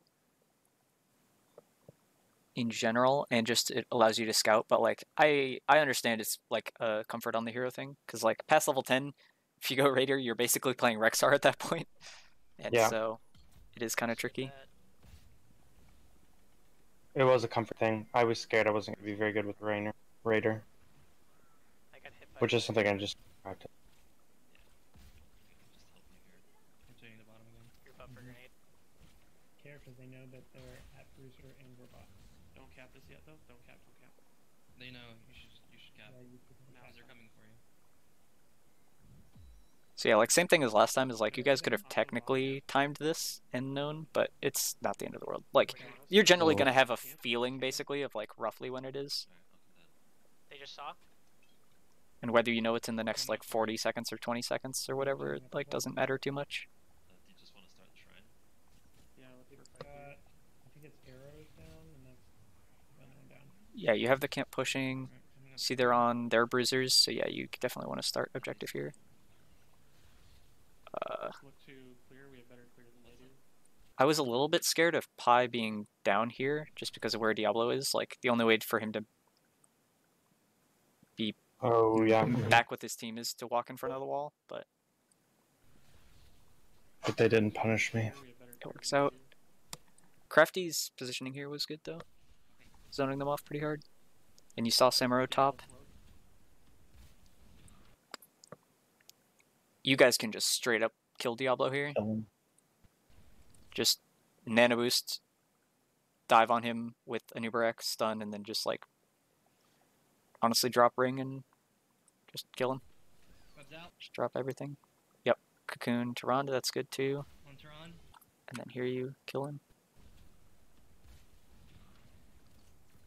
That was a good sleep too. Tehran. You're nanoed. Yep, nice. Yep, dive on Tyrande. So you should call Tyrande after, I think. You're nanoed. Just because Pi and Jaina aren't really stepping up for it. I think they're actually stepping back because they're scared of the Samuro a little bit. I don't realize that Clone Samuro is out harassing them actually in this fight. Oh. Tehran. I mean, I don't think they need to be scared of him that much either. Samaro's in the He's not really too scary, I think, until level like 13 or 16. I forget which it is, but back line. Alright, Well, turning. the Starfall's there, so like if we ignore Samuro, we're walking through a Starfall, getting hit by a Samuro to get to the Tronda. Samaro. I mean, I think once the Diablo's dead, they have to concede the shrine regardless, Yes. right? yeah. Web's out. One Tehran. You're nanoed. I mean, I think right now you're going to have him diving on Tyrande. I think you can probably just burst Tyrande fast enough that you're only going to take like a tiny amount of damage from Starfall. Yeah. It doesn't hurt that bad, so. Samaro's Right. Maybe. I mean, again, Starfall doesn't hurt that bad. Samuro doesn't hurt that Samuro, bad. Samuro but plus yeah, Starfall exactly. on an Ana I understand. kills an Ana. This kills the Ana. This kills the Ana, yeah. You have grenade up in a couple seconds. Samaro's in the Maybe back not. line. Maybe this is fine too. Turning. Yeah, this is like safe winning the shrine. It's fine. Samaro form. In retrospect, I really wonder if the Tychus would be better here because we knew from like your scouting and our watching those games together that their Diablo was terrible. Super And- abusable, yeah. Yeah, and he does this the whole game. I wonder if it's just like I go Tychus and I just sit down with my D every time Diablo comes in. Would have been the call. Because then we could have killed him faster so that the Samurai didn't have enough time to blow up the back line like he was doing. I still don't know if that would work though. Here, yeah. It would also help your shrine clear a little bit, and like it's pretty hard for Samuro to like engage into Odin and stuff. Mm-hmm. Oh, Odin does spot the real Samuro really quickly. I just Q, and then you look You at have the the one that has... AoE damage, yeah. Cleared the point. So yeah, that I could didn't have been good here too. Mhm. I'm gonna go clear top. I'm clearing top. Malthael also works decently. I think I like Leoric over Malthael though. Like I said, I think Leoric just has to go the Samaro is over here somewhere. damage reduction at 13. It's generally like just super strong talent in general. Samaro is over here somewhere. And the entombs are really good for ring and stuff, so like if you ever catch Tyrande or Hanzo pretty much, you can kill them. I will keep track of jumps this time. Do a good job calling out jumps. Yep, top. Sam's doing a split. Calling out the tower. Not engaging on that one. Jump in. Jump in. Pi is standing in front of walls, Rabid's standing in front of walls, and they're both in front of the tank. 917 or 907. Yeah, I wasn't aware we weren't following it. Yeah. Samurai on the back. Okay, yeah, Samura's on the back. Like, he has to go so far to meet up with his team for them to peel at all for him that, yeah, you can just, like, start poking him with Rainer and stuff and get him to use the clones and stuff. And then, like, yeah, you saw that one go up. Like, if Crafty's looking at this and had, like, walked towards him, he could then dive, I think, onto the Samurai there. On this top bush. And you can probably kill him and get a pick off. But this is good on Diablo 2. Samurai still here. You guys also weren't, like, stepped up to kill Diablo, though, because of the Samurai. But Focus the forest. I feel like you should have been able to get a kill there, basically. Okay. Yeah. Back out. Pi can kill that wall. I bet he goes for that bot camp. Samurai's bottom. Yep. It's fine. I would also agree. He's probably going for bot camp. Top on that. I'm gonna get 13 for your top and then rotate down. Maybe we can push this Down as well. We got 13. Clarify. We saw an owl from mid. So they're probably on their siege. Club is back up. This is good positioning by Crafty. Good anchor. I like having Leoric down and You're invading the back. ready to fight. Let's see. So I would argue actually that anchor should be in the mid bush because you have vision of the Of side the bush. wave, yeah. Yeah. I mean, he does see it with I cannot believe that Samurai walks through that little a alley couple of late, shadow. yeah. Fuck. Yeah, Like we never saw perfectly, him yeah. right there. So if Pie Maker wants to be like GM Rainer, he can cue the Diablo charge here. Oh, now. Whoa, now. Okay, Whoa, so now. I'm first just off, saying, like, that's the one way he's engaging, and, like, you know where he's coming from directly, and there's a wall in every direction, and you know the range of it, so you just wait until he's, like, right about at that range, and then you just queue. so I thought I had some GM level cues in this game, but you'll see them later. But Yeah, you got the one on Hanzo That's- here in a second. That was really good. that was my proudest moment, was the Hanzo cue.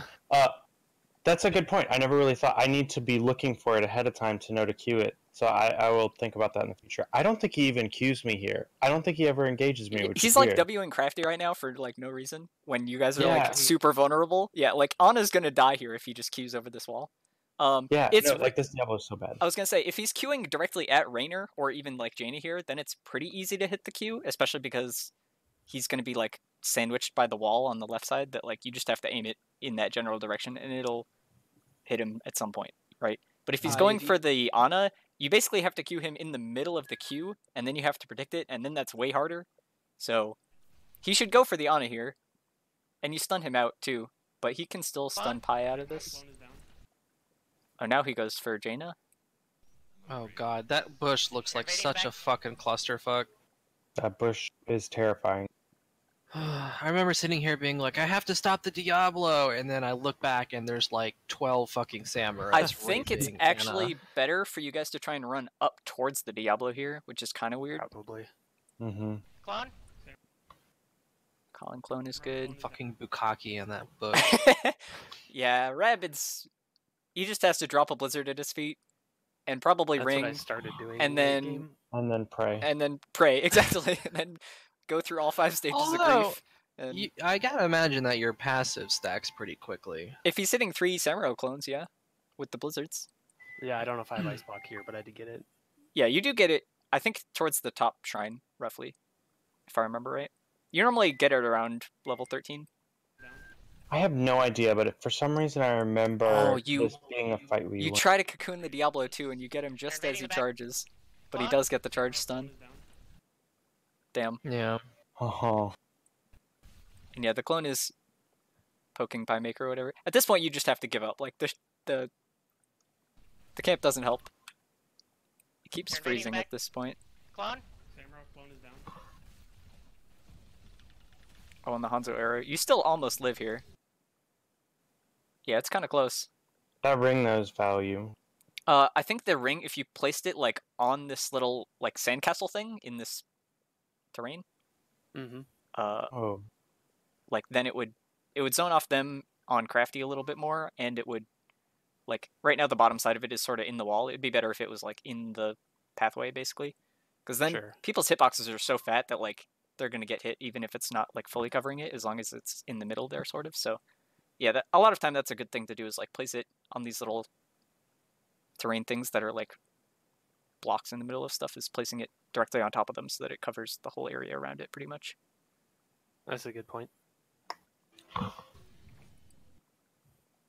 you kill the Samuro clones. Pie Maker's alive. Get the camp. Diablo. Yep, Diablo's good. I wonder about this. I feel like rather than, like, maybe the Entomb would be better on the other people to zone them out. Yep. On Tyrande and Hanzo here. Yeah. Yeah, I think because I remember when it went down, I was like, oh shit, now I'm zoned out. Yeah, I think he can walk up towards them here and look to entomb them on that wall, sort of. Or is it it's a Samuro clone and a Hanzo? Hanzo can jump out of it. Yeah, at this point, he would be better walking towards and getting the Tyrande at least. He's trying to peel for Solskito, but I don't think I need it. you have a sleep. You should be fine. Is Samuro unrevealable for the first second? Yeah. Y'all missed it. Sorry, keep.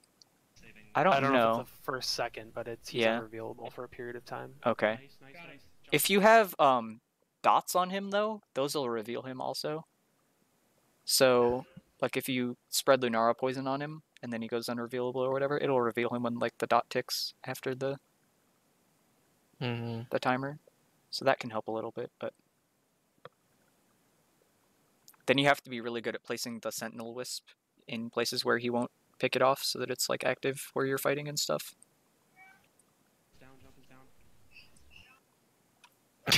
And then jump. And then Pie fucking dies. Jump is down. It was good. Well, so there's actually some things that you don't get to see off lane, but and you can't see his health either. His health was he got a Tyrande Q and the shield right before this, so what you don't see is him pretty much dead. Yep. Yeah, he got to like 100 HP when you canceled the jump. Yeah, and then all of a sudden he was like alive in my face with a lot of damage to finish me off. It was a miscalculation on my part. I got baited in by the fact that I needed to get one auto attack more before all those things came down. Well, if Crafty had stunned him here, it would have been fine. But I didn't expect him to turn back around. I canceled the jump and stuff. Yeah. That's another thing I was not expecting. Oh, this heal is like literally pixels away from hitting you. Unlucky. No, I healed him. Did you heal? Did he die through the heal? Wait. I hit him with my first Q. Yeah. What happened with the second Q? Come back for a heal. Yeah. That one he dies. No, it was a half a second.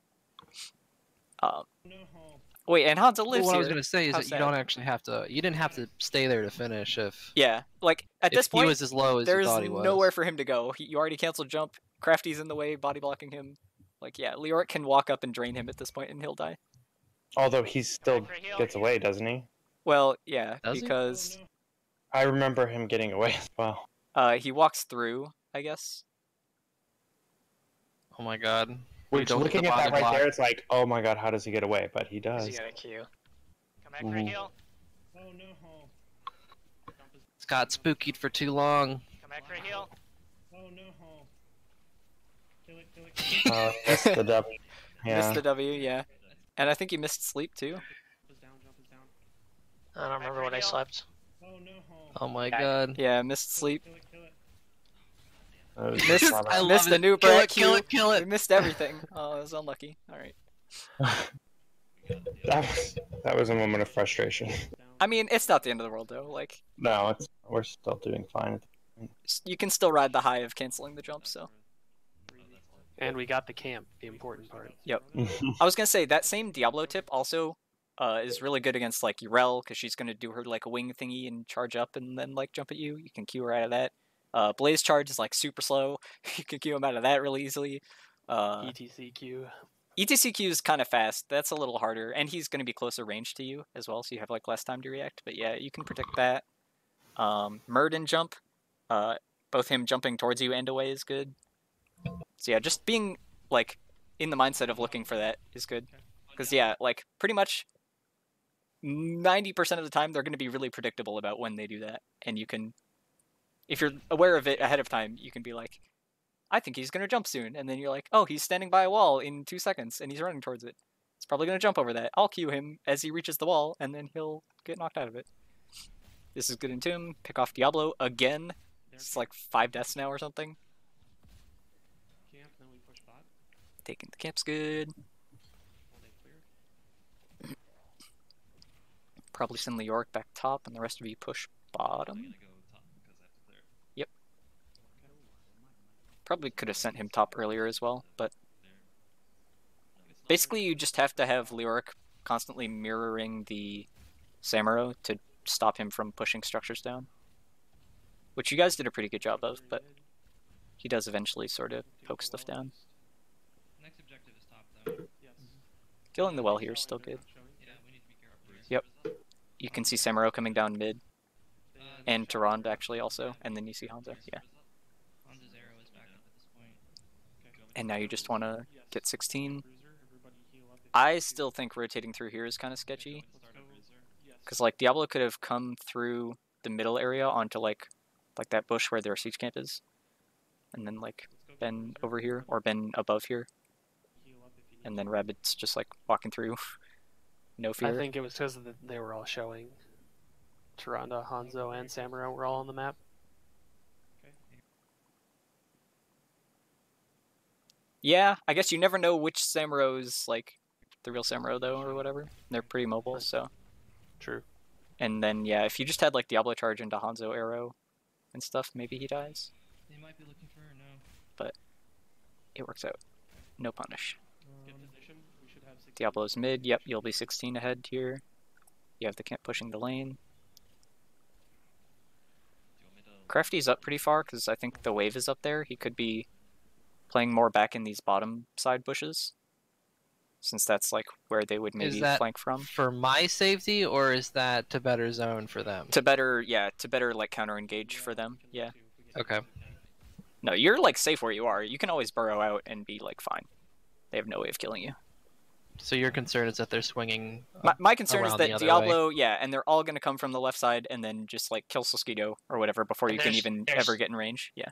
There's Okay. this column of shadow in the middle of the lane like we had last time, which Yeah. Samurai's here. Which that samurai is really good at finding. I don't know how he does it. So, yeah, you He's get not charged good at flipped much, and then You got me, Diablo. yeah, I know. That was a close Got one. him. You took a Hanzo auto attack. Okay, Crafty. It was a rough one. All right, you took 2 Hanzo auto attacks. You know what? In hindsight, I should have just webbed right here, shouldn't I? Let's see. Probably. Oh, yeah, that'd be They're good. not. They're not gonna get the web target out in time. You could web either Tyrande or Hanzo, yeah, and that would be really good. Or even Diablo, like we just slap an Entomb on top of him when he comes out and he's dead. You guys are gonna. I mean, I like that idea. We were discussing another VOD where we were playing against Bug, and he would just web people like way off in distance. And you're like, that's perfectly fine. It's such a long web that it's perfectly fine to like web someone and then have your team like come in from like 2 lanes over.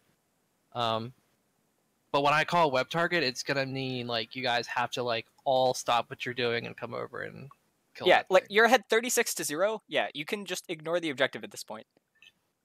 Like worst case scenario, you all 5 engage, you all 5 die, and then Leoric respawns in time to hit 4 minions, and suicides a second time before they ever get 40 minions. Like you do not need to worry about the objective at this point if a cocoon goes down. Yeah. Well, in the biz, we call that the Scott special. Okay. But yeah, so Fucking hope he watches this video. yeah, if Crafty just is like screaming out cocoon, cocoon, cocoon, and then you all are just like, we're fighting, cool, kill him. You okay? All right. Yeah, I'm Try Yeah, to do actually- more of that. I think that's a good point, Crafty. I think aggressive cocoons would be great. Yep. Into their team Okay. especially, yeah. Can you use Hyperion Like- in the keep? They have Samuro who wants to kill your backline, but if his whole team is already like dead, or at least 1 or 2 of them, then like he can't really go into the backline as easily Beware at of all. the Samuro clone in the back. Yep, you see 2 clones mid, I think, but there can always be a 3rd one wherever. Spray game on point. Crafty here is doing a good job of like zoning where the Samuro would flank from, maybe. Rio, if you keep saying nice things about me, it's gonna go to my head. Oh, don't worry, I'll flame you in a second. Beautiful. I like this. So Skeeto's like, prepare to watch the worst Ana game of my life, and then pick sharpshooter. Oh yeah, I got 4 stacks right now. Did you That's go true. active reload at 16? Nope. Okay. I always take sharpshooter. I was gonna say, like in a sustained fight or whatever, I think that's the sustained one, right? It's the every Q gets stronger. Yeah. So that's like it's like better as the fight goes on, basically, assuming you're hitting them. Well, I mean, in an ideal world, I keep it at 10 all game. Okay. It's usually pretty high. Let's calm down. Let's calm down. All right. I think active reload would have helped here a lot also because yeah, the only way their team works is they blow up the backline of either you or Jaina, and so I think active reload would have been good just to have the burst heal if they're trying to kill Jaina. You can keep her alive long enough. And then yeah, so here Blizzard on the tower, and then I don't know, either a Nubarak doesn't dive in here or you don't use Blizzard on the tower, one of the two. So one of you is flamed here. 336. He's slowed. I have ult. All I'm Honestly, saying, you can kill Diablo here even without Blizzard if you guys are just like more ready for it. He's getting all I'm webbed right saying now. is that stun came down right before the Punisher. Set it up for a beautiful engage. 336. But yeah. He's slowed. Well, Jaina's abilities don't go that far, and we needed to take the wall down. So without Blizzard, I don't know that wall is down. 36. I can get through with a Q, but he's pretty far away from me. This is a nice. I mean, I see most of you hitting the tower though instead of the wall. I don't know. There just needs to be Guys. communication here of like, are we diving or not? Mm-hmm. If We yes, should be hold with- Having abilities, a kill plan wall. coming into this. If not, yeah. But I I, think mean, we do that a lot where we call like a bottom tower, but what we really mean is like we're trying to get through the wall. No. And so like half of our damage you goes can down always on a kill the wall tower. and then the tower, like. Yeah. But the wall is what enables you to 336. have more options in the fight, yeah. I have ult. I'm ulting him. But yeah, if you have like a Nubarak Cocoon and Jaina damage and stuff like that, like you can kill somebody and then I'm pretty sure like they just have no way of dealing with this. Also, you could potentially, if you're wanting to like kill the wall even faster, is just Hyperion like way earlier. But How did I take so much damage there? 336. Like, I'm way on the back line at this point, and I think it's just Samuro. I You mean, took 2 Hanzo shots. yeah, Q. Pi Hanzo takes damage shots from there. Hanzo, I have ult. but he's going in trying to kill Diablo, which would have been possible if we engaged better, but it's fine. So yeah, he takes like 2 autos from Hanzo. mm-hmm. You should save E Yeah. here and just have Ana heal you up. Ulting him. So I have my E saved up. What's going to happen is I'm going to get stunned, and I'm going to be dead before I'm out of the stun. Because I remember jamming my keyboard to hit E, and it didn't go out. Don't ever jam like that. Hold the button down. It'll activate as soon as it's capable. Really? Okay. Do you remember what you went at 13? The stun cleanse, I'm assuming? Stun cleanse. But I'm stunned in the arrow too. Yeah. It's Well, then that's the root problem, is you both can't get stunned. yeah. We both got stunned together. I mean, I don't know how I called that this arrow's coming and then avoid it. Like, It's like I don't know how to dodge secret that. missile. it just shows up. That This is is just that like- is on its way. I know. Yeah. It's like, well, I can see what's gonna happen here. And So yeah. Where did I take? So like I was at like 80%ish health. He's slowed. I feel like I got I have ult. down to like So you get 50% in Hanzo no Q time. then auto is like you're at 65, I'm ulting. and then you get healed and then crit by You Samurai keep saying combo. that Sam doesn't do much damage, and here he is. Samurai? he's just he, like I said, he's gonna kill It's backline not in like even 3 autos. clone. He's slowed. That's just like him. His one body. I'm ulting. I know. Rex. Samurai? Yep, that was 4 autos plus the dragon arrow. Okay. I don't like that hero. And yeah, you're dead there. Yeah, I Like, don't can you- think my E would have gotten off. Can you either. promise me, please promise me, that we're banning Samurai in the 1-2 against Gilly Shark? Yeah, no, I'm done. Both games. Okay. No, Their Samuro player, I think, is way better than this Samuro player. So their Samurai player is legit actually good. yeah. Also, I think Scott here, like his one job at this point, like you didn't blow up Diablo. Okay, we're not bursting anybody now. Now the one job is kite back. Don't let Samuro kill backline. And so Scott's one job is just like stand on top of the squishies and then E as soon as Samuro is nearby, and do the damage reduction thing. Because yeah, he gets like 4 autos off here on you, and you could have had like 1 or 2. I can hear you slamming your keyboard too. Yeah. Samuro? Click, click, click, click, click, click, click. Mm-hmm. And then so yeah, that was like not even the clone. And then yeah, Jaina's also stepped up here and like dropping ring and still trying to engage with Scott as well.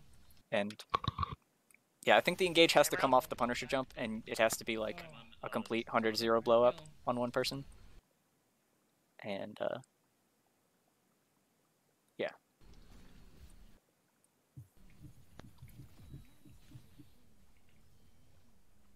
That is interesting that he does. I mean, until we just never play against Samurai, which Yeah.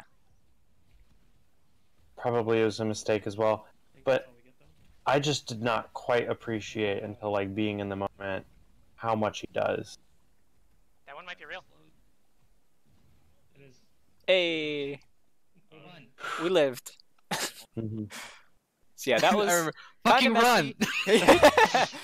There was a lot of spicy, but like, you're still ahead Jaina right now, Abu right? v You have a Samurai keep moment. down. That helps so much, and you have no forts down as well. You said art. Yeah. Spoiler alert, we lose this game. I know. Yeah. Well, okay, so what I'm saying is, even though that was messy, that was like the time to learn. We learned how Samurai works in team fights. We learned the mistake. We're still ahead. Game's not over. Well, I think part of the problem is that, you know, we're not, when we're in the middle of the fight like that, like we're not able to like see what everyone else is doing. Like I didn't realize that Scott wasn't ominous winding people. I didn't realize that in the very first fight I didn't even think about Abathur cloning the Samuro and having 6 fucking Samuros flying around. Mm-hmm. You know, you can only see what you did in those fights, what worked and what didn't work, and so it's hard if other people aren't communicating. Right. So that's what I was gonna say. Is like What's going after on? you guys are backing out with your tail between your legs or whatever, is be like, okay, how did that go so badly? What do we need to do? And then I mean, all your DPS is going, Samuro murdered us. I, and you're like, I call okay. Samuro on the back every Yep, single time. Number one thing is don't let Samuro murder my DPS. Like that's your mentality for the next fight or whatever. Yeah, you just gotta communicate that. Here I go.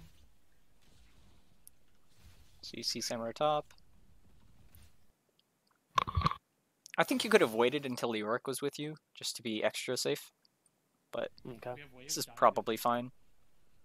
No blizzard, but I have other combo. I have nano. Coming in from above. There's a Samurai cloak.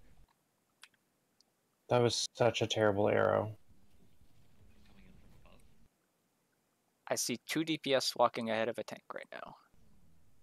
There's a Hey, that's how many DPS are on this team.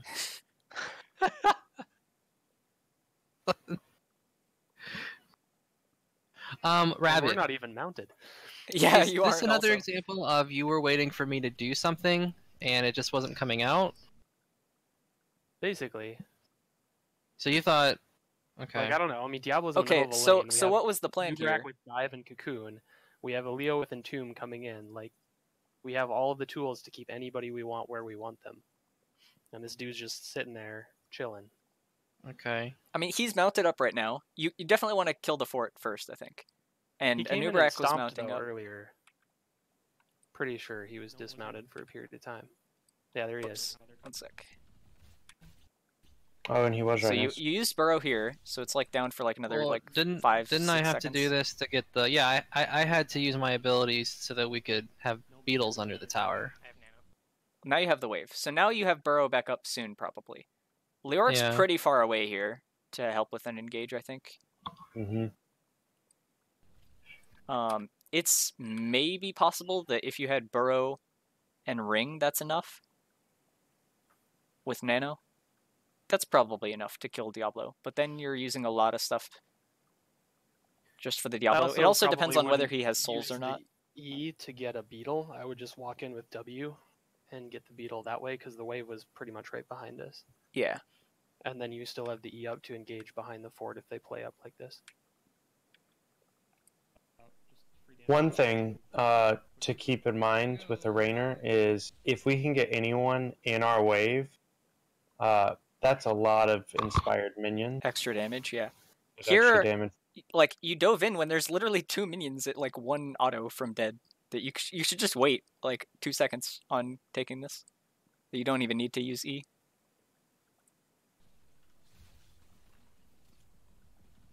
Or W. I mean, the beetles last a while. The W It is takes the fine, fort, yeah. like, It takes, like, 3 shots Yeah. to kill it, so... So yeah, you just didn't need to use E there, really. That you possibly missed a kill on Diablo there. But then, yeah. Like, once he's way back here and mounted up, and, like, Crafty's mounting up, Leoric still isn't really in range, I think at this point you just let him go. I would be looking to probably push mid here, because we have 2 camps now. No blizzard, but I have other combo. True. Just such a mind-boggling engage from them. It is so bad.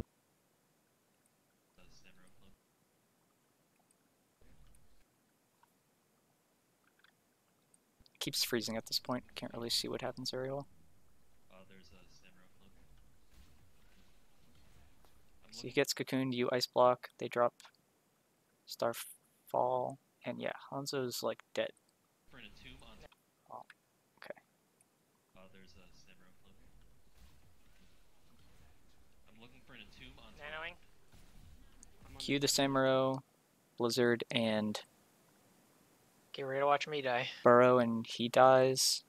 In the back. And then double Samurai. Yep. So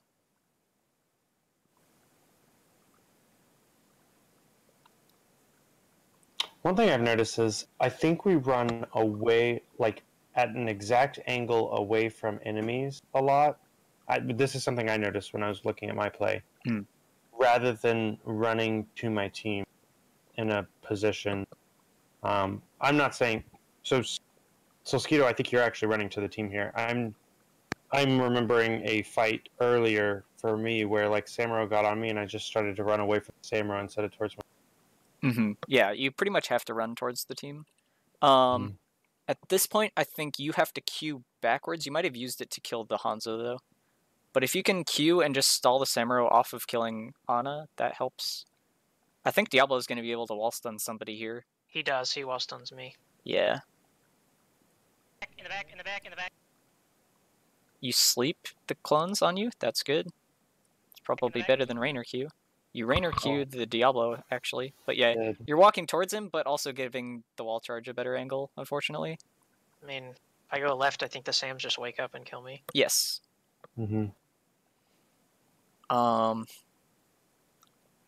Leoric's entombing over here. I think Leoric maybe has to entomb Diablo, and you guys just have to kite back. Rabid's up pretty far though too. Yeah, this is just like an awkward fight. Honestly, I'm like considering if you get arrowed here. At this point, maybe you just cocoon Diablo and walk away. Okay. Like maybe this is just not where you want to fight. That's a hard call to make though. Like I can understand making this as a mistake. That it's not really anybody's like fault that they should know better or something. But it also started with an instant Hanzo kill, so it felt like a win for us. You're right. In the back. In the back. In the back. In the back. In the back. Oh my god, he autos you like 3 times. It's crazy. Yep. Call targets. And he's gonna kill Pi also. That was a good kill on Diablo. What did you go at 16, Pi? Paint them red. Okay. Did that just not heal you very much? Yes, not. I mean, I think I only hit Diablo. I don't... Yeah, at this point you could maybe just queue the clones, and those would, like, heal you to full almost. Wow, it does that much? Okay. Does insane healing. Yeah, if you could hit both of those clones, that would heal you a decent chunk. It does heal you there, I see it. It's just small. Yeah, it was tiny. Samuro kills you again. Unfortunate. The one on Jaina. The one on Jaina. Yeah, if they're split apart, I mean, Sam's going to want to be the one on an actual person he's going to kill. It's not going to be the other two that are dinking around in lane. I mean, so just think of like how bad that engage was and went for them. and then it was still like an even trade. Well, actually, you've got Basically. Scott. Good job blocking was the good owl too. correction. Yeah. You can't get first else in a row. Good insurance policy on. I don't know that it would have mattered either in that fight, but Skeeto, you were still in trait This, 'cause the objective's gonna mode change. too, so you're moving slower away from the Samuro. Do you want to go back? I mean, yeah, I think he was. For the start of it, at least. I see those stacks, by the way. So. They're at 10. Mm-hmm. Respect. I see you. I see you. Oh god. Must be a bad ant. I thought they only go to 5. You don't play the hero. I thought they maxed in 5. Yeah, just wait. I get really mad at Scott because he's like juking nothing and makes me lose all my stack spot. I get so mad. Okay, you have the camp pushing top and like Kata's permanently up there. This is like, you literally can wait this out forever. Ah, this was a bad play. Oh, It's a is great this when they play. kill you? Scott needs There's to a be in great this far play bush on on the them. right. You see Hanzo mid. I don't know where they're gonna be coming from. Tronda, Hanzo mid from over here. Okay, or Scott. Yeah, Oh, this is better. Crafty in this bush, Scott up in this top bush. This is better because now he can clear the That's how minions. they engaged you. I was wondering how they engaged you when you were in a bush, because I was like, they couldn't see you for Diablo. Yeah, to see, keep you that's like what I was saying is they had vision of me before I had vision of Diablo, and so he was able to get me through the fog of war. And then we were all positioned on the shrine, and no one saw it happening until it was already too late. Yeah, I was so Wow, confused that's as to what unlucky. happened. Yeah. I understand. And so he'll stun me, and Yeah, then I'll because he's get. like right above in this crevice, just out of vision right now. Yep. Yeah. Never have a chance after And that. I didn't even think about it when I got hit until after, and I was like, God, that was just a really good play on their part. I have to imagine it was just opportunistic, not like he wanted to get Yeah. vision on you and then charge you. Yeah, they were just throwing the owl like in the general direction or whatever, and it just like Mhm. luckily Yeah. hit you standing in the bush. Throwing me. At the one time where you weren't even in the bush yet and stuff, yeah. Help a noob. This is also like a time where maybe active reload would have helped, just to have the burst, but I think he And gets out then, and hey, leaves. Samuro! And Yep. then Samurai on the back. Yep. So this This ring is ring good. is looking real good right now. Yeah. It gets the Tyrande. Rabbit blows up Tyrande. I think we just even needed through a Scott stun. helping with vision there. I He can't blinks get you. in though. Yeah, I hit the wrong key there. Oh. That was bad. That was not intended. I think even instead of ice block, I was trying to hit icy veins. That was just a like started out great and then ended very poorly. That's alright. Yeah, here the Samuro definitely like probably killing a Nubrak no matter what. Yeah. Would this I be feel a And you get stunned. This fight's already lost at this Yeah, point. I think so. It was pretty So much the I engage wonder- on a Nubrak. And that's just Would- super unlucky. Would moving into them instead of into the Samurai have given us a chance, or would that No. still have? Where just... would that have placed me? I mean, you're just going to be walking into a lightning breath, really. So Yeah. this is under the assumption that you're going to die no matter what. So you're dead, Crafty. I but... think Scott, Skullskeeto, and Piemaker have to walk down and towards the fort. Okay, so we do need to evac. And you probably lose Punisher and probably bot fort and wall, if not bot keep. And then hope that you don't lose the game. The backline's getting ready. I can't get to you, Jaina. So yeah, you guys are just trying to save Jaina for too long, I think. And yeah, you guys needed to commit to getting out here sooner.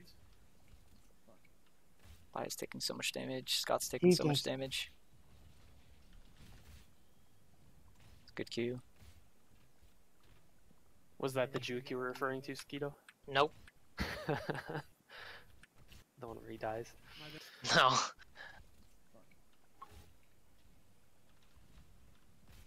I don't have a problem with him trying to juke here. It's when we were Yeah. hitting something. I don't remember what it was. Top value.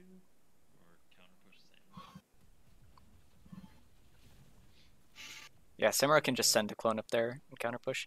Their camp even kills your camp, which is super dumb. I hate to... So, was taking a spot in that bush too aggressive? I mean, I think you need vision, though. Okay. Yeah, I think it was just So unlucky. keep doing that and just move Scott to the top bush so we can see if they're Sooner? flanking around Yeah, that probably. way. Okay. Yeah. All right. Also, probably that just had to do with the Tyrande owl. Like, I feel like if the owl wasn't there, it's fine. So, like, if they don't have vision of you, Yeah, fine, because then he has to get his W, but if he's Wing through, then I know to get out. right? Yeah, you have enough And time the to problem too is that owl doesn't even actually have to hit me. It could fly right past. It still reveals me. Yeah. Mm-hmm.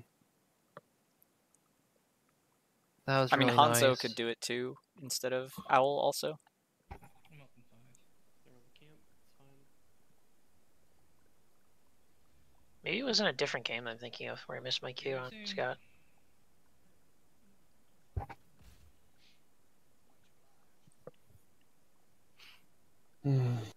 Luckily, We lost you're both games the all same alive way. in Do time. you want me to take the jump with Wraithwalk? Yeah, that's good. Craft to get on the side. Yeah, tanking it with Wraithwalk is good. They're gonna look to engage over that wall. Do we lose here? We don't lose here. Okay. Trying to No, think. there's Do you want to another play Samurai top fight. side or bot side here of the keep?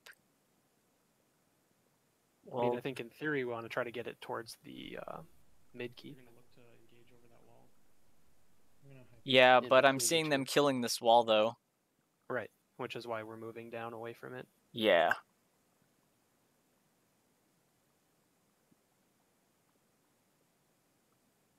I don't know. Okay. There's Owl. There's Wraithwalk. Jump is at 1914. Good Hyperion to It's zone good them call away. out, Skeeto. Punisher. Yep, good Blizzard. Just burn this down.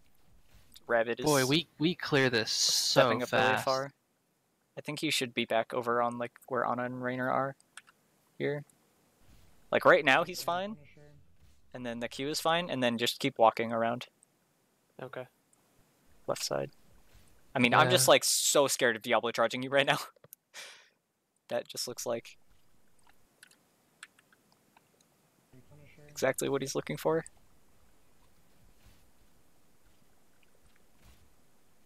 Jump in 1. Good call out on the jump too. We're gonna lose mid 4. That was so fast. Yeah, no, that was good. Not losing keep there is good. They're gonna go for bottom. Also, it's crazy. 2 clones there. Here's Just where we dropped lose down the to game. 50% Here's in the no fight. time. Probably one of those was real until briefly before we bursted it. So you guys are wanting to take the bot camp here? I mean, you have no vision of them at all. Mm-hmm.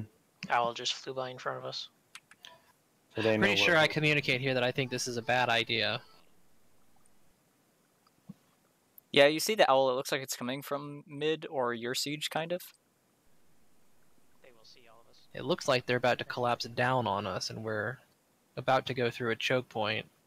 Yeah, I think at this point you would call that off with the owl. Like, at that point it looks like they're walking from your siege camp to their siege camp, and then when they see you, yeah, like, they're gonna come down. They're not gonna take the siege camp, they're gonna come down and fight you over it. So, I agree it's a bad idea. I was not aware that was our... In watching this, I agree it's a bad idea. I wasn't aware that was our communal thought on...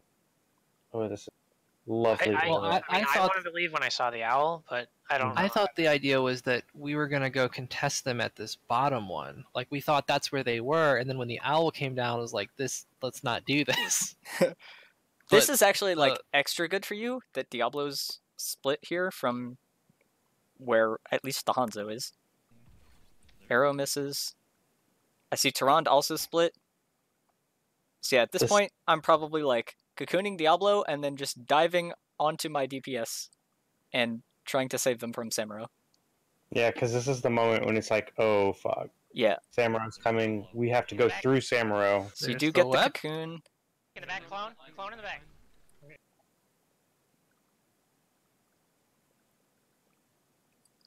Kill these clones.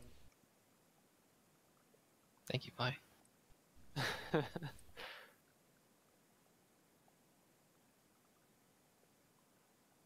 Their Maybe team we is Should be. See, yeah. I don't know what to say. I This have is a problem literally with this. 5 Again, people versus Samuro, and we lose it. okay, but Pi, again, this is the same thing we did last fight. Is we're not killing the ones that are actually hitting the people that they care about doing damage to. Yeah, You see, the you top see two 6 Samuros, you right? should ignore. There are 2 of them that are hitting Jaina and Anna, and Yes. 4 of them that are just fucking around in nowhere. Yeah. So it just bothers me. Yeah, we got to kill the bottom 2 here for sure. That's Pie not something Maker's I had thought about. And Possibly gonna die from the left 2, but maybe it's okay. But yeah, you got to kill the ones on Anna at least. that's a lesson learned for me, because for me, what I was thinking, and I do queue those 2, but I was just looking for clumps for queues, I think. Oh man, then To Dibs heal. will get, Yeah, Dibbles and then gets out. he's out of the thing, and this is like Daddy's home. the biggest wall you've ever seen. Yeah, that he's gonna stun whoever he wants. Yeah. So the 2 that were on y'all are actually the lowest. So what I wonder is, if he switches targets, does he then gain the health of that clone? Like, does he heal up? No, the clone then would be as low health as he was. So I think right he now swaps there's like places 2 with it. clones near full and 1 that's really low. When he switches, there would be 2 of them that would be really low, if not 3, I think. I think the only time that he gains the health of the clone he's switching to is when the one is in the Hall of Storms. Correct. Yeah. Okay. I'm ulting somebody. It's not the real one. Let's game. Yeah. I mean, at this point, it's just the problem is being in this place in the first place, really. Right. And being so far down as well. There's Diablo. Like, if you guys run back and stay, like, up above the wall here, trying to kill In the these back, Samuros, clone in the back. you're running down to try and sort of get towards the tanks, and get away from the Samuro, but at that point, maybe you just have to run towards him, sort of. Yeah. Towards Samuro? Yeah, just to stay above in the lane. You know, Kill these clones. one thing that's frustrating about this comp is they misexecuted this engagement I'm ulting somebody. about as well as they could misexecute it, and they still won the fight. Yeah. Like, that comp affords them Let's game. so much flexibility to not be good and still win. I mean, this was like, whatever, bad fight number 3 or 4, basically. Like, you had the one at the top keep. You probably missed a kill up at the top shrine as well, and then the Anubarak Owl kill at the bottom shrine, so it was kind of like a series of unfortunate events that led to this, I guess, or missed opportunities, but I'm saying. it's really just the comp is, like, so hard to deal I with. mean, we can't let this Samuro go on the back lane. And like I said, you guys didn't really have, like, a draft plan for it, I guess. Where, like I said, you maybe just have to just dedicate part of your draft to just countering it as much as you can.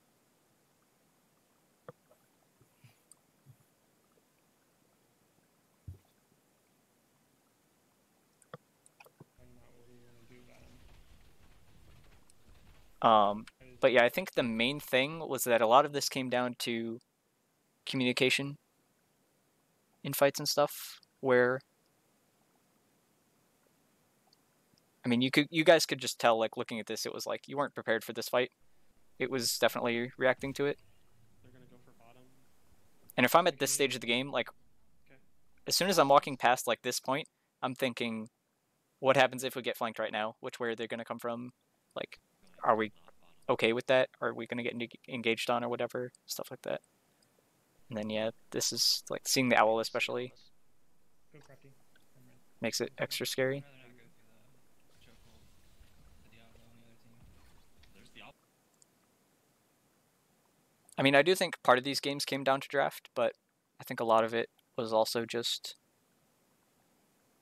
like I said, the missed didn't really- opportunities of, like, digs and stuff, and Yeah. I didn't realize we had like all 6 structures to their like, I don't know, 3 or 4 at the time, and then now we're like 4 structures to 2. I didn't realize we were up this much the whole game. It was a throw. But yeah, the Samuro, like, he's really ineffective until, like, past level 10 at least, if not close to, like, 13. And you guys did a good job of building the advantage. Like, you got the top keep, and yeah, they killed you there, sort of, but even then, it shouldn't have been that bad. Yeah, I think if we don't unluckily lose the Anub on that one shrine fight, we will. Then you probably win there. Yes, I agree. Sure, and it would have been game. Yep. I mean, you probably have to take another fight, but like, you're going to be taking it while they're losing bot keep, at least, and taking core damage. And then, like, once you have the Punisher, too, that we just had better. You just know that this is their last fight, basically, and that then it's, like, a lot easier in your mind for all of you to be on the same page of, they need to just win a fight here, this is their last chance, all we have to do is, like, keep the DPS alive, and then everyone's kind of, like, on the same page, I guess. Even if the communication isn't really, like, conveying that as well. Yeah. It's just kind of like an intuitive thing. Did Ominous Wind come out in this fight? Oh, he's throwing spoop north right now. In the back, clone. Clone in the back. Okay, kill these clones.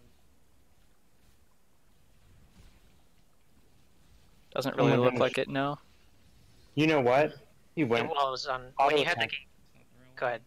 Yeah, I wasn't sure if he went the talent He either. didn't. And it went on cooldown when you had the video paused last time. Right when Diablo got cocooned. Wonder if there's a moment I can see. It's at 16, right? That he gets the talent? I think. Or is it 13? It's either 13 and 16 you get the, like, quick reset. It's 13. You get Ominous. Okay. Oh, yeah, I think it is 13. I'll watch from here then, because it should show up in the sidebar, I think. Yeah. Does it show talent takes? I don't think so. Not outside of observer mode. I don't. Oh, really? Okay. Yeah. So. Yeah, it doesn't. Do you ever tab Solskito? Sometimes. Never. Did you tab at the end? Maybe, it's depending on how tilted I am. He has the stats screen at least. I don't know if you show talents. Oh, you do, okay. Yeah, he went auto attack. Yeah. That's not good against double Samuro. So yeah, I mean, that's stuff that you would have to, like, communicate in draft of, like, the game plan is Samuro kills backline, all you have to do is make him not kill the backline. And so we need the damage reduction for sure. Mm-hmm.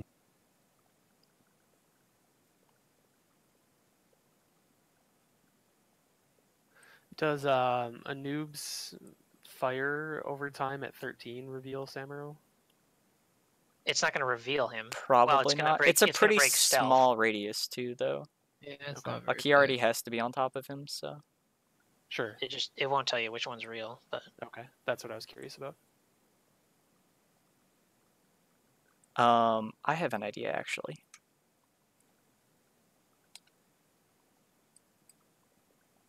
Just to, like, put this in your mind here for now. Let me see if I can find something.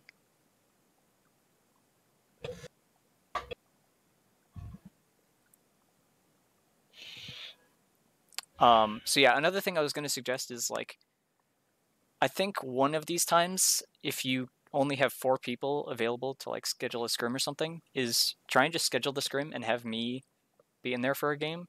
And I think I should just, like, kind of, like, it's kind of like, communication's hard. Like I said, none of the teams are sharing their communication really. Like, nobody shares draft either, really, of, like, how you learn that, and it's really hard to learn.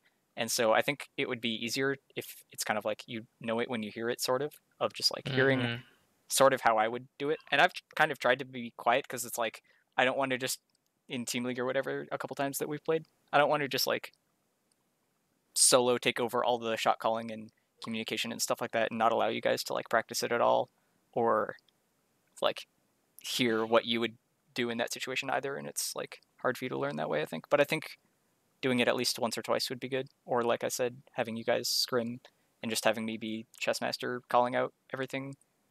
I'm pretty from sure Observer, so. Before we got you as coach, I was saying, like, that's what Hero Physio does when he was coaching LFM. Mm-hmm. Yeah, some coaches do that, some don't. Like I said, it was like, I don't know. There is pros and cons to it, like I said, where, yeah.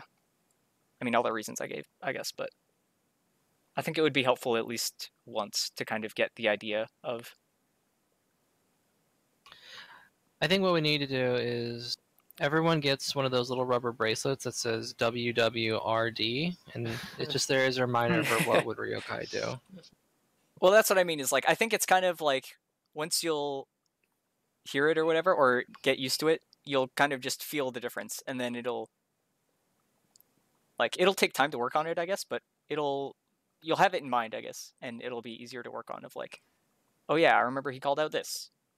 I can call that out because I'm like remembering or whatever. And you won't remember everything, obviously, but once it becomes more natural, if you just, I mean, I'm pretty much talking constantly in my games, and even when I'm shot calling or not shot calling, and I don't know. I like the more information, the better, sound of that. sort of. So Yeah, because All right. a live feel really. let me see here if I can find something that would be good.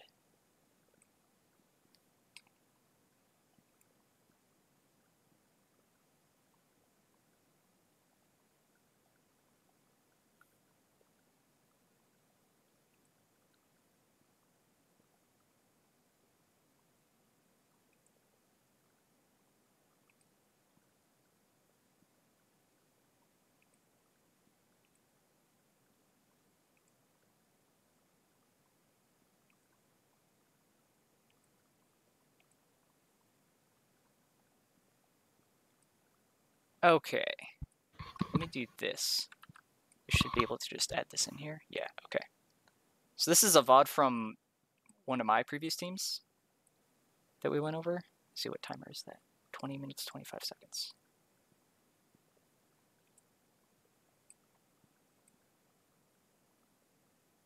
Bottom.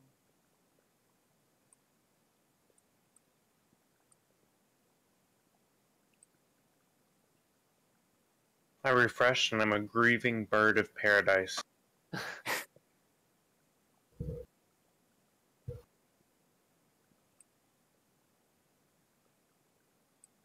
Might have to press play, Pi.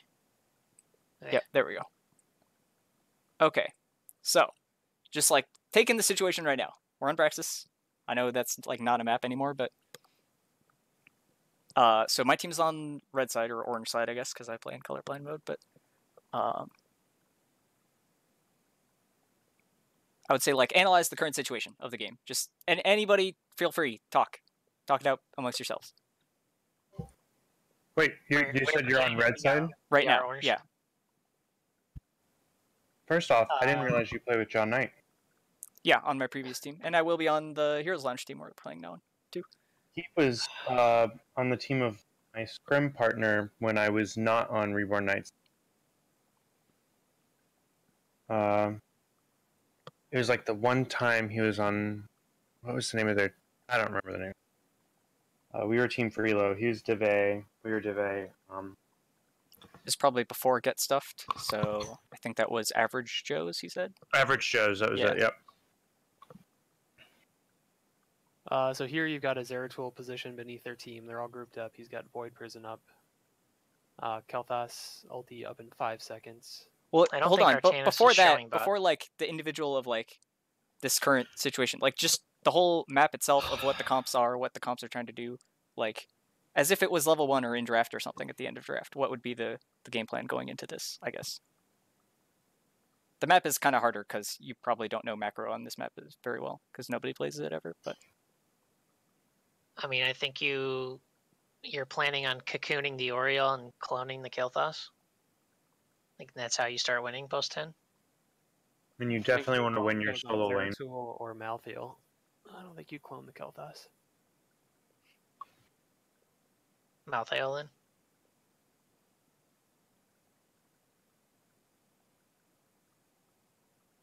You also have double isolation between the Void Prison and the Cocoon.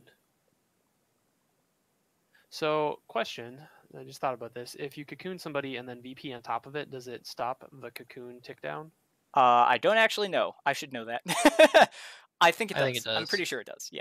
So you could cocoon Ariel, VP the rest of their team, and then when the VP's done, you blow them up without Ariel, who's still trapped inside. Hypothetically, assuming it works that way. Mm-hmm. Zeratul doesn't quite have his power spike yet, but he's still probably deadly enough with the rest of the damage on top of it. And or clone. Or the hat. Is that a Phoenix, KT? I'm pretty sure it is, yeah. And I think this is pure... No, it's not beam, it's the area on Artanis. Yeah. Which is weird. I mean, what I see... I forget if for he blue went Planet team, Cracker or Salvo. I think it was Planet Cracker, but I don't remember. Well, it should be Planet Cracker if they're on Braxton. Blue team should be fishing for a isolation pick off the Horrify and using Bless Shield if needed to follow that up. Or really, I thought that they would just be sort of holding their own as a strong 4-man and pushing in and getting siege value. Yeah, I mean, if you're blue, if you don't see the rest of the team and you've got so much pressure bot, I don't think you step out of these towers. Yeah. There's no objective on the map. And they have Phoenix for if they do lose like some of the shrine, it doesn't really matter because they can just Planet Cracker the wave down. Mm-hmm. Well, the shrines aren't up right now. That's what I'm saying. Well, I'm like, just there's no reason saying for in them general. to step out. Yep. Meanwhile, Red Comp is all about trying to find a pick and winning with it. They have the Abathur, which makes it pretty much impossible for the solo lane to win on their own. Yep.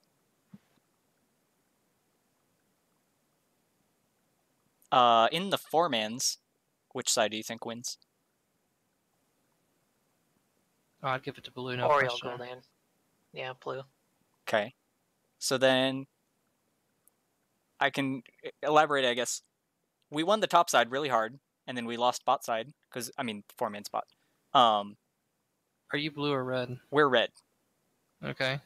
But we did win the objective, obviously. Well, we kind of traded objectives, I guess, basically. Doesn't matter who won, really. Came out even. But you can see, obviously, that the next time the red Zerg is going to be topside, blue side Zerg is going to be bottom. I mean, I see red team is getting plenty of picks throughout the game. Well, yeah, so I was going to Mostly say, on the you can solo see laner. we're up 9 kills to 1, right? Mm-hmm. But So- I don't see them being able to really translate that to To the 4-man. holding both of the objectives. Like I don't see how they channel for a long period of time. Well, so we can bully off the solo lane, Okay. and then what But we only ended up when- doing was pulling both Zeratul and Malthael down and 5v4ing and winning a fight, basically. And that was the only way we could win the 4-man. So why doesn't Artanis just take the spot back once Malthael shows?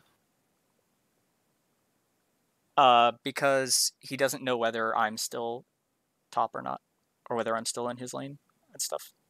Because Zeratul with Abathur, I can duel him.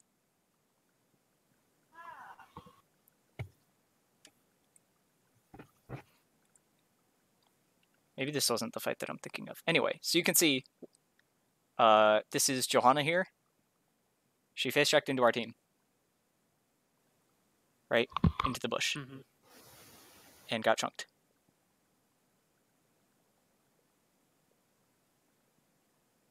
The Ariel has a full heal charged up.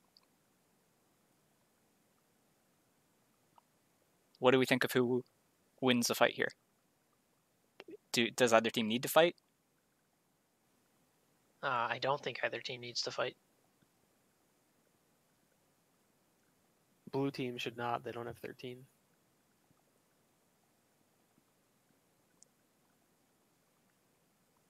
And it's also potentially a 5v4, depending on where Zera is.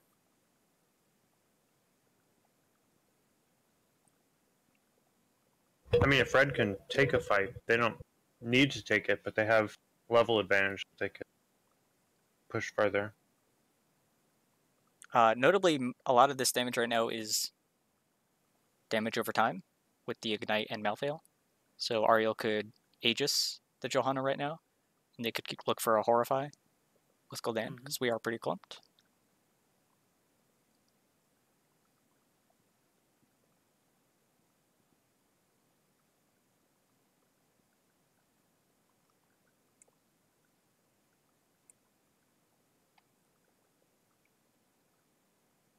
So that doesn't happen, but does that change anything?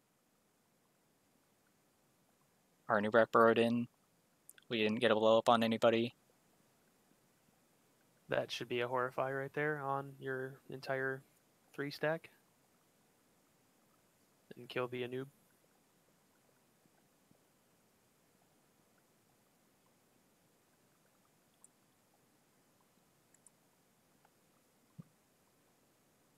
Unless Pie's playing Gul'dan.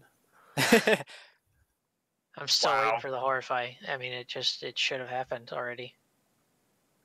I would probably have agreed. I was going to say, notably, we also didn't especially know where Artanis was at this point. We know he was probably bottom, but we didn't know how soon he was going to be top.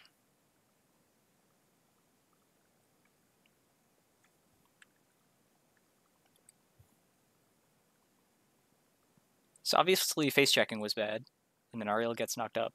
I think it was a big mistake for them to walk up here and zone them off of their wall, basically. And yeah, I think the Horrify should have come out. I think he maybe could have put Anubrak into the tower, but he also just could have pushed him away, and that would have been fine too. Well, if his burrow's down, like I think you can kill a noob off that. Probably, yeah. Right? I would probably agree with that, but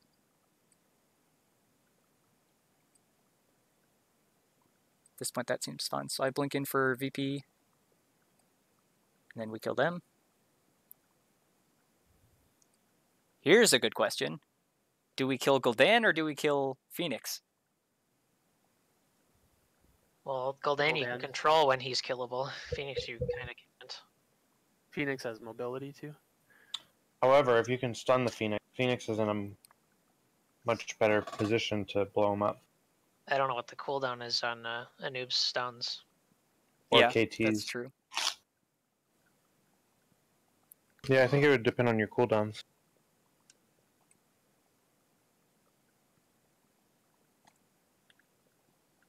We ended up having to talk about it, if that's any indication.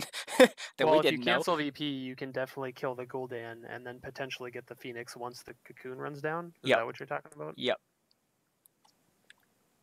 And so, oh, let me go back.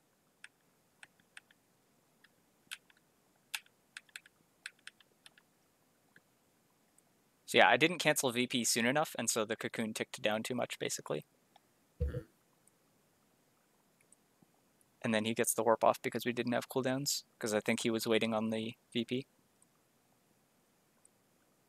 But I follow him after the teleport.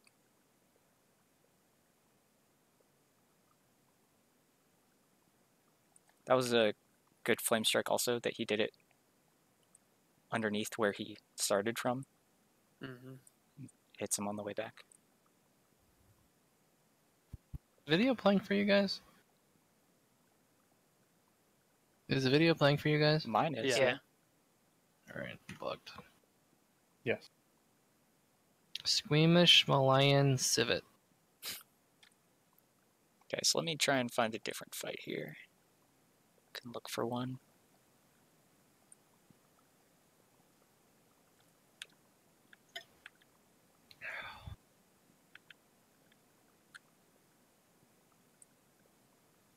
Now you're a noob face checks a bush. What's the name of the team that you're scrumming? They were Insomnia, I believe. They were Div 1. Insomnia. Is this like last season? Yeah, Okay. last season of Heroes Lounge. Well, this was technically the Div S qualifiers, but this was, yeah, just a scrim. I don't think they played in the qualifiers. I don't know. But the Heroes Lounge Season 1 playoffs are going on around the same time, so it's probably what they were grouped up for or whatever. I was just wondering because it's like a bunch of different people that I know from a bunch of different teams. Yeah. So yeah, going into this, yeah, our Nubrak face checks the bush. They're technically not in the bush. We saw Phoenix bot side. We have a camp pushing, and we're controlling the objectives. We are not 16 yet. We don't have VP.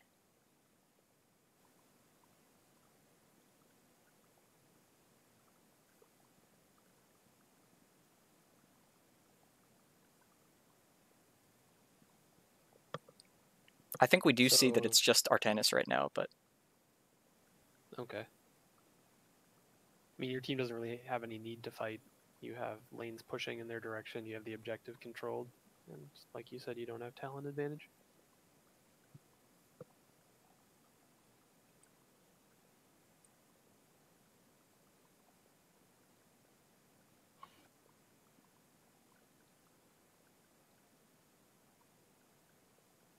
so Artanis is looking for a swap here into his team. Probably a whip into their fort from Ariel. I don't recognize the particle effects between Jamster and Arumus. This is swappy swap. I think he's just dashing right now. I don't think he's thrown out the swap yet, but maybe I'm wrong. Yeah, he I did. thought I saw it in there.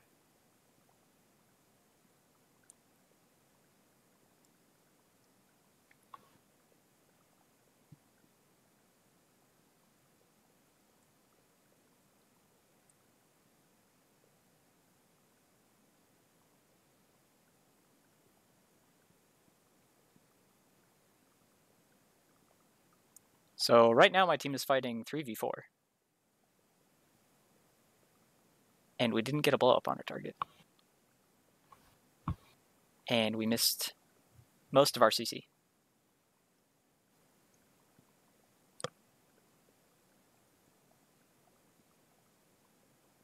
Meanwhile, me on Zertal, I'm fighting the Phoenix that I caught on the rotation. And I'm basically trying to 1v1 him. So your team should cocoon somebody and get out? Or just get out?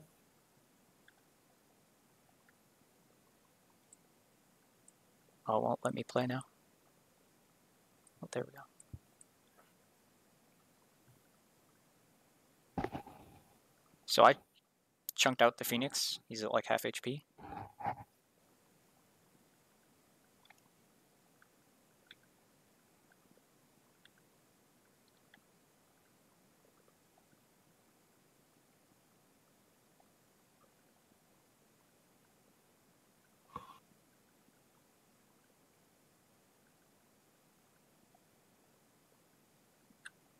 So we know they're not in this bush when we face check it because we saw them with our wave.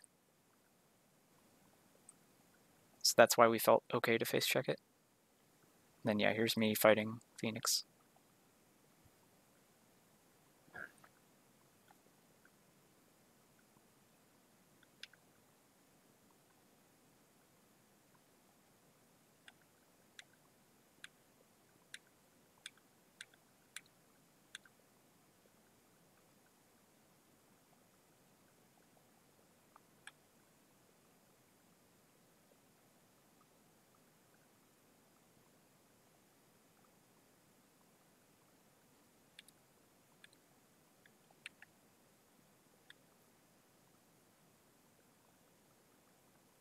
So they're using Aegis to counter Last Rites. We tried to cocoon Ariel to counter it, but didn't come out in time. I chunked the Phoenix off long enough that I could come up. And this whole time, as long as we're not in risk of dying, really, we can fight and we're getting objective. But we are pretty chunked out here.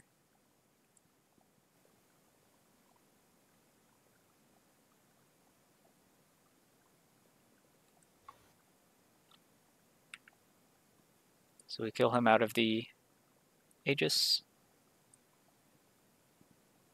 Does she not have W cooldown? What's going on? Who?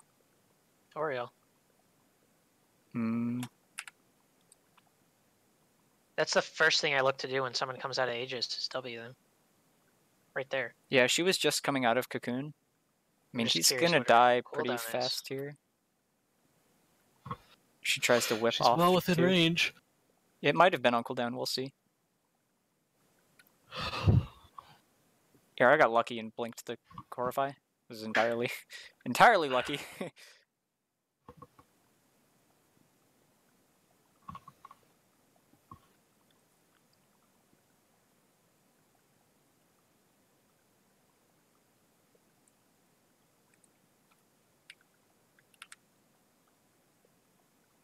Is there just something fucked up with the replay, or?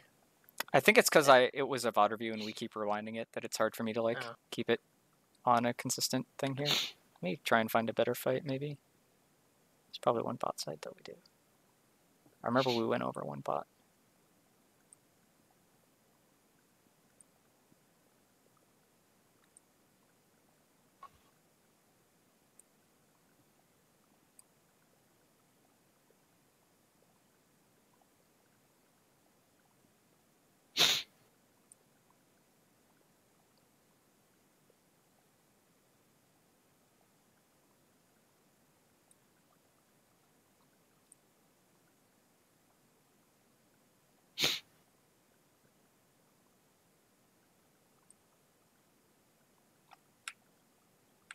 I was not very practiced on Zeratul when we played this game also. I flamed myself a lot in this. I know that feeling.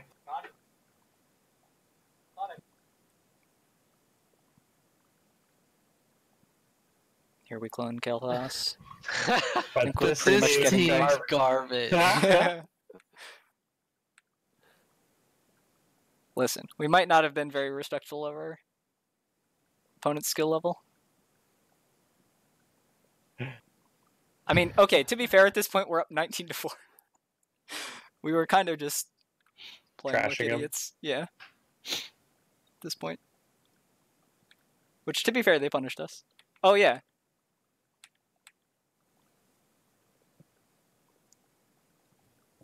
This recall seems safe. Completely fine.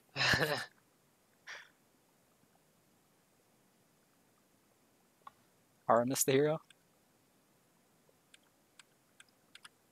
Where's this other fight? Ooh, it's around here. God, I want to play Oriole Gul'dan on Praxis. I miss those days. I can probably give you guys this link of like this VOD review that we did. And you can probably get a better sense of it there.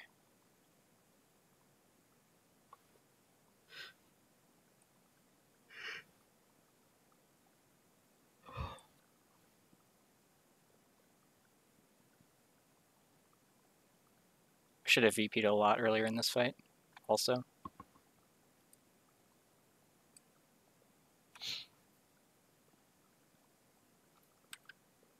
This isn't as good as I thought it would be. In terms of instructional.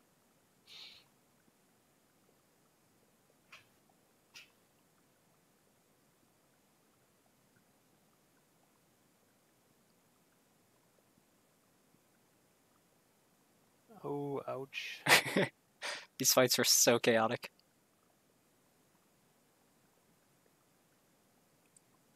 Oh, here's a fun game. Who wins this 1v1? Depends on if Gul'dan is W. That's probably a He's good out answer. of mana. It's also true. He's gonna tap to be able to use any abilities. Not W, though, I think. Yeah, he's dead.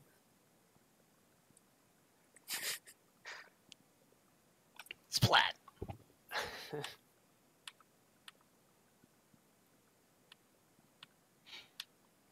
Maybe showing the early game fights would be better. Yeah, but this team is trash. Dang. You're not wrong, but dang.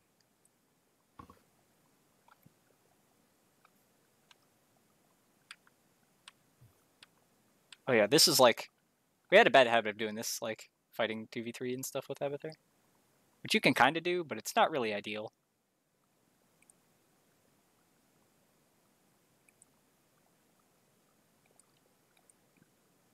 So yeah, you can see we basically like 3-person top laned with me ganking it and then Malthael and Abathur hat.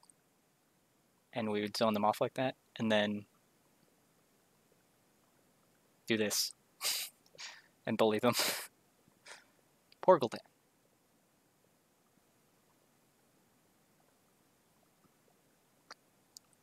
It feels like after draft going into this game, Blue Mhm. team didn't really talk about what they needed to do to avoid your team from working. Mm. Because Gul'dan should not have been caught out there. There's just no excuse for that. Dang, we spoiled this one. I was gonna say, like, who dies on the skank, if anybody? But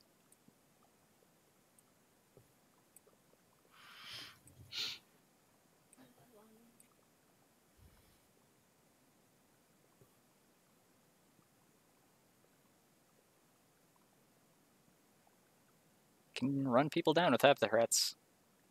It's pretty strong.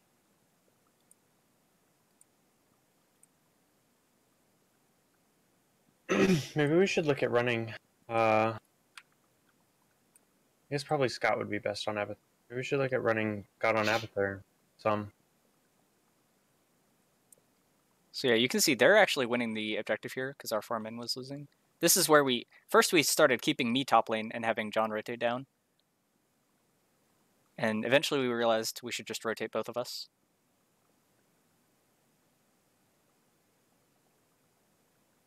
Because like if you just have a Zeratul QW, like Ariel dies there.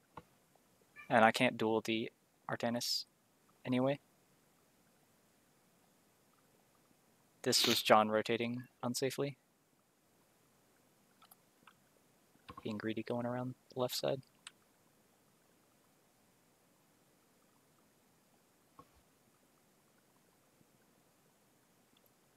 This Oriole missing her E's are making me cringe.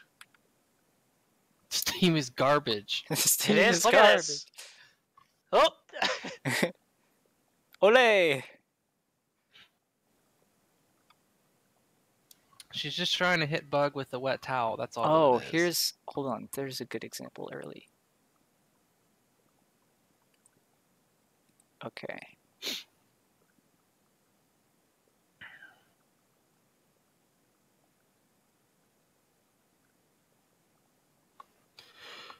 So yeah, here I'm like talking about we're going on Ariel, I think. As like a kill target.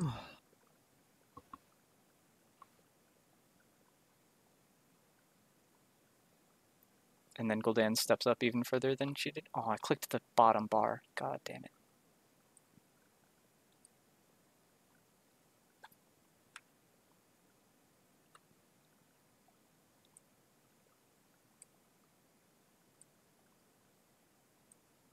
Oh, it won't let me go back to it.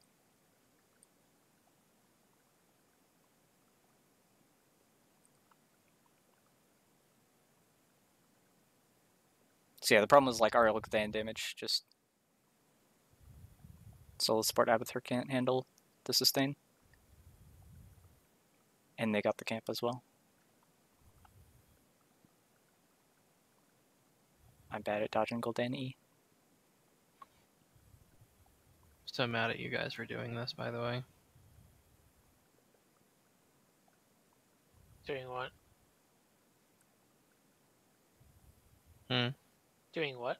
Solo support Abathur. It used to work. They nerfed Oh, I the ceiling. know, and that's the problem. It honestly, it still kind of works. It's ridiculous. Although the healing's been pretty heavily nerfed. Yeah. So here level 4 is like a big power spike for our kill potential. It's when like Zeratul gets a lot of damage. Pre-16. Oh, with the bleed. Yeah. And so I was like saying, to me this looks like we're going on Ariel, and then Gul'dan steps out of this bush. And so I was like looking to go in on the Ariel here. Oh, she missed another E. Yeah. So the reason like Gul'dan actually works as a better kill target here is because if we, for example, went on Ariel and then Gul'dan was able to like freely cast spells and stuff, is that Ariel is going to get up more hope and get bigger heals off and stuff. And so they potentially like live through it. Whereas if we're killing Gul'dan and CCing him, he's not able to deal damage to get the Ariel. So we kill him and then we can chase down Ariel. I have to blink out though. Yeah. There's lots of like little stuff like that of where the priorities like change based on stuff.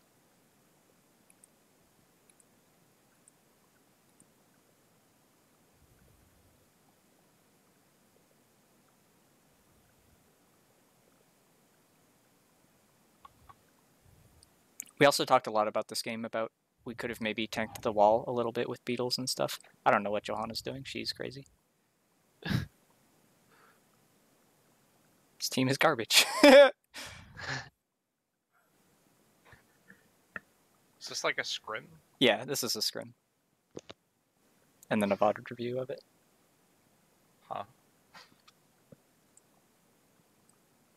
Okay, well that didn't have as good of examples as I thought it would. Maybe I can find something better, but if not, I can probably just send you guys something else. But that's kind of what I like. That first thing we went over is basically you can look at like a fight is going to happen here and be able to try and just plan out like how the fight plays out, like using Ariel Aegis to block the last rites, for example, and stuff like that. Like, obviously, you don't want to start a fight with your tank getting chunked out to half, and then having him face check a bush or whatever, but being able to, like, plan all that stuff out of, like, okay, they're gonna Aegis a kill target that we can last rites or whatever. Phoenix can warp on last rites. Johanna has her self shield as well, that maybe she can live through it. But, like, we can cocoon Ariel, and then she's also very vulnerable, and she's like their main healing, so that's a good cocoon target here.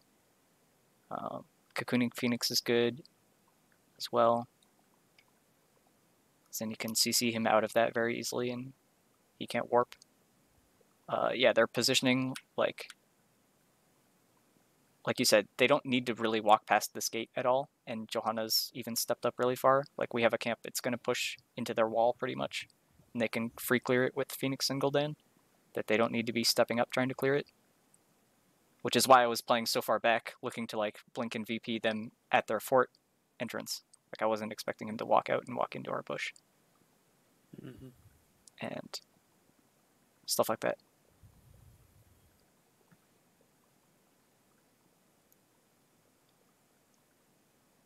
We didn't really have anything good to combo out of VP this game. We kind of just took it just to gank and with an Uberek. And with Malthael, it's good too.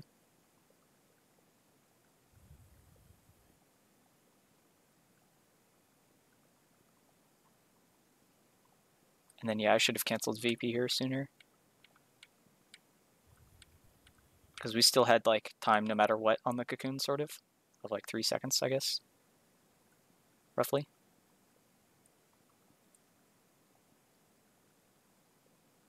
That we can probably kill Gul'dan fast enough. Maybe not that long. I'm playing this kind of fast, but yeah.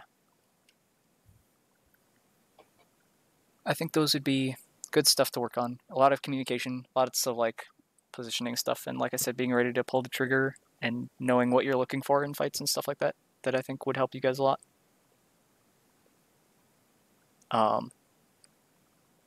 I said this a lot too. I forget who I told this to. But one of the main things that I think of when playing is if I'm ever like afraid of something, or if I ever like feel this uncertain like fear sort of emotion in what I'm doing when playing, is that I really just like make note of that to remember, and then I can go back and look at that later, and it's like, okay, this felt unsafe, why? And figure out why, or figure out what the safe thing would be to do. Or if you do need to be scared, or if not, you don't need to be scared, like why you don't, because you have access to certain information that like means that you're okay and you can do stuff. And then that'll just be really good. That I think that would be good for you guys to focus on is like, I feel like things, like I said, it feels like you don't really have a plan, or you don't, you aren't like aware of what they're going to do, and then you're just having to react to it. And I think that would be helpful in having you guys like plan in advance of like what they're going to do, how you can counter it, and then just like knowing what you're able to do and what you're not able to do, and that way it will like that'll help the positioning a lot also, of like you pretty much always want the DPS to be behind a tank, never walking in front and stuff like that. That'll come like as a result of that, I think.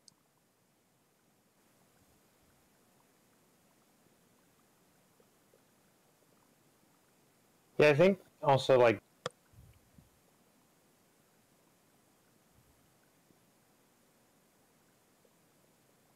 You muted. Oh, you cut off. Yeah. I assume he knows. Anyway, like those games are tough, and Oh. like it feels hard for me to not have much to coach on those because some of it came down to draft, and some of it was just like not playing against Samuro and stuff before, and Abathur even as well a little bit, and the global stuff on Sky Temple where I don't know. It's like I don't want to just put a whole game onto one person really for a draft or whatever. There's obviously things that you guys can improve on and still fix and work on, but and so I don't want that to be all on pie or whatever, because I don't think it should be. I mean, those teams are making mistakes and you guys aren't able to punish them really, or you're making mistakes and getting punished for it that you shouldn't be and stuff like that. So I don't think anybody should like feel super bad about it. I think it was kind of just, like I said, a series of unfortunate events where it was a combination of a lot of things together all at once that sort of added up to stuff where, I mean, tanks getting picked off or DPS getting picked off or, DPS or the globals like not being in the right place or pulling the trigger on using the globals or the communication of that between, whichever way it goes, it's on both people at the same time, I guess, to be better on that and stuff like that. So, I mean, this was a good team. Like, I think I warned you guys ahead of time that I was like, this seems like one of the better teams in the division that I knew they were pretty strong. So I don't think you guys should be like too upset at a loss or whatever. But if anything, I think you guys showed that like you're a really strong team as well. The games were pretty close. You were ahead of them pretty much, I don't know, 75% of the game on the Infernal Shrines. That was something I didn't recognize until the VOD review. Yeah, that happens a lot for me too, is like, I'll be like, we got completely outclassed, we lost this game so hard or whatever. And then you go back and watch it and you're like, this was a lot closer than I thought, and we actually had like chances to win as well. Yeah, that happens a lot. So.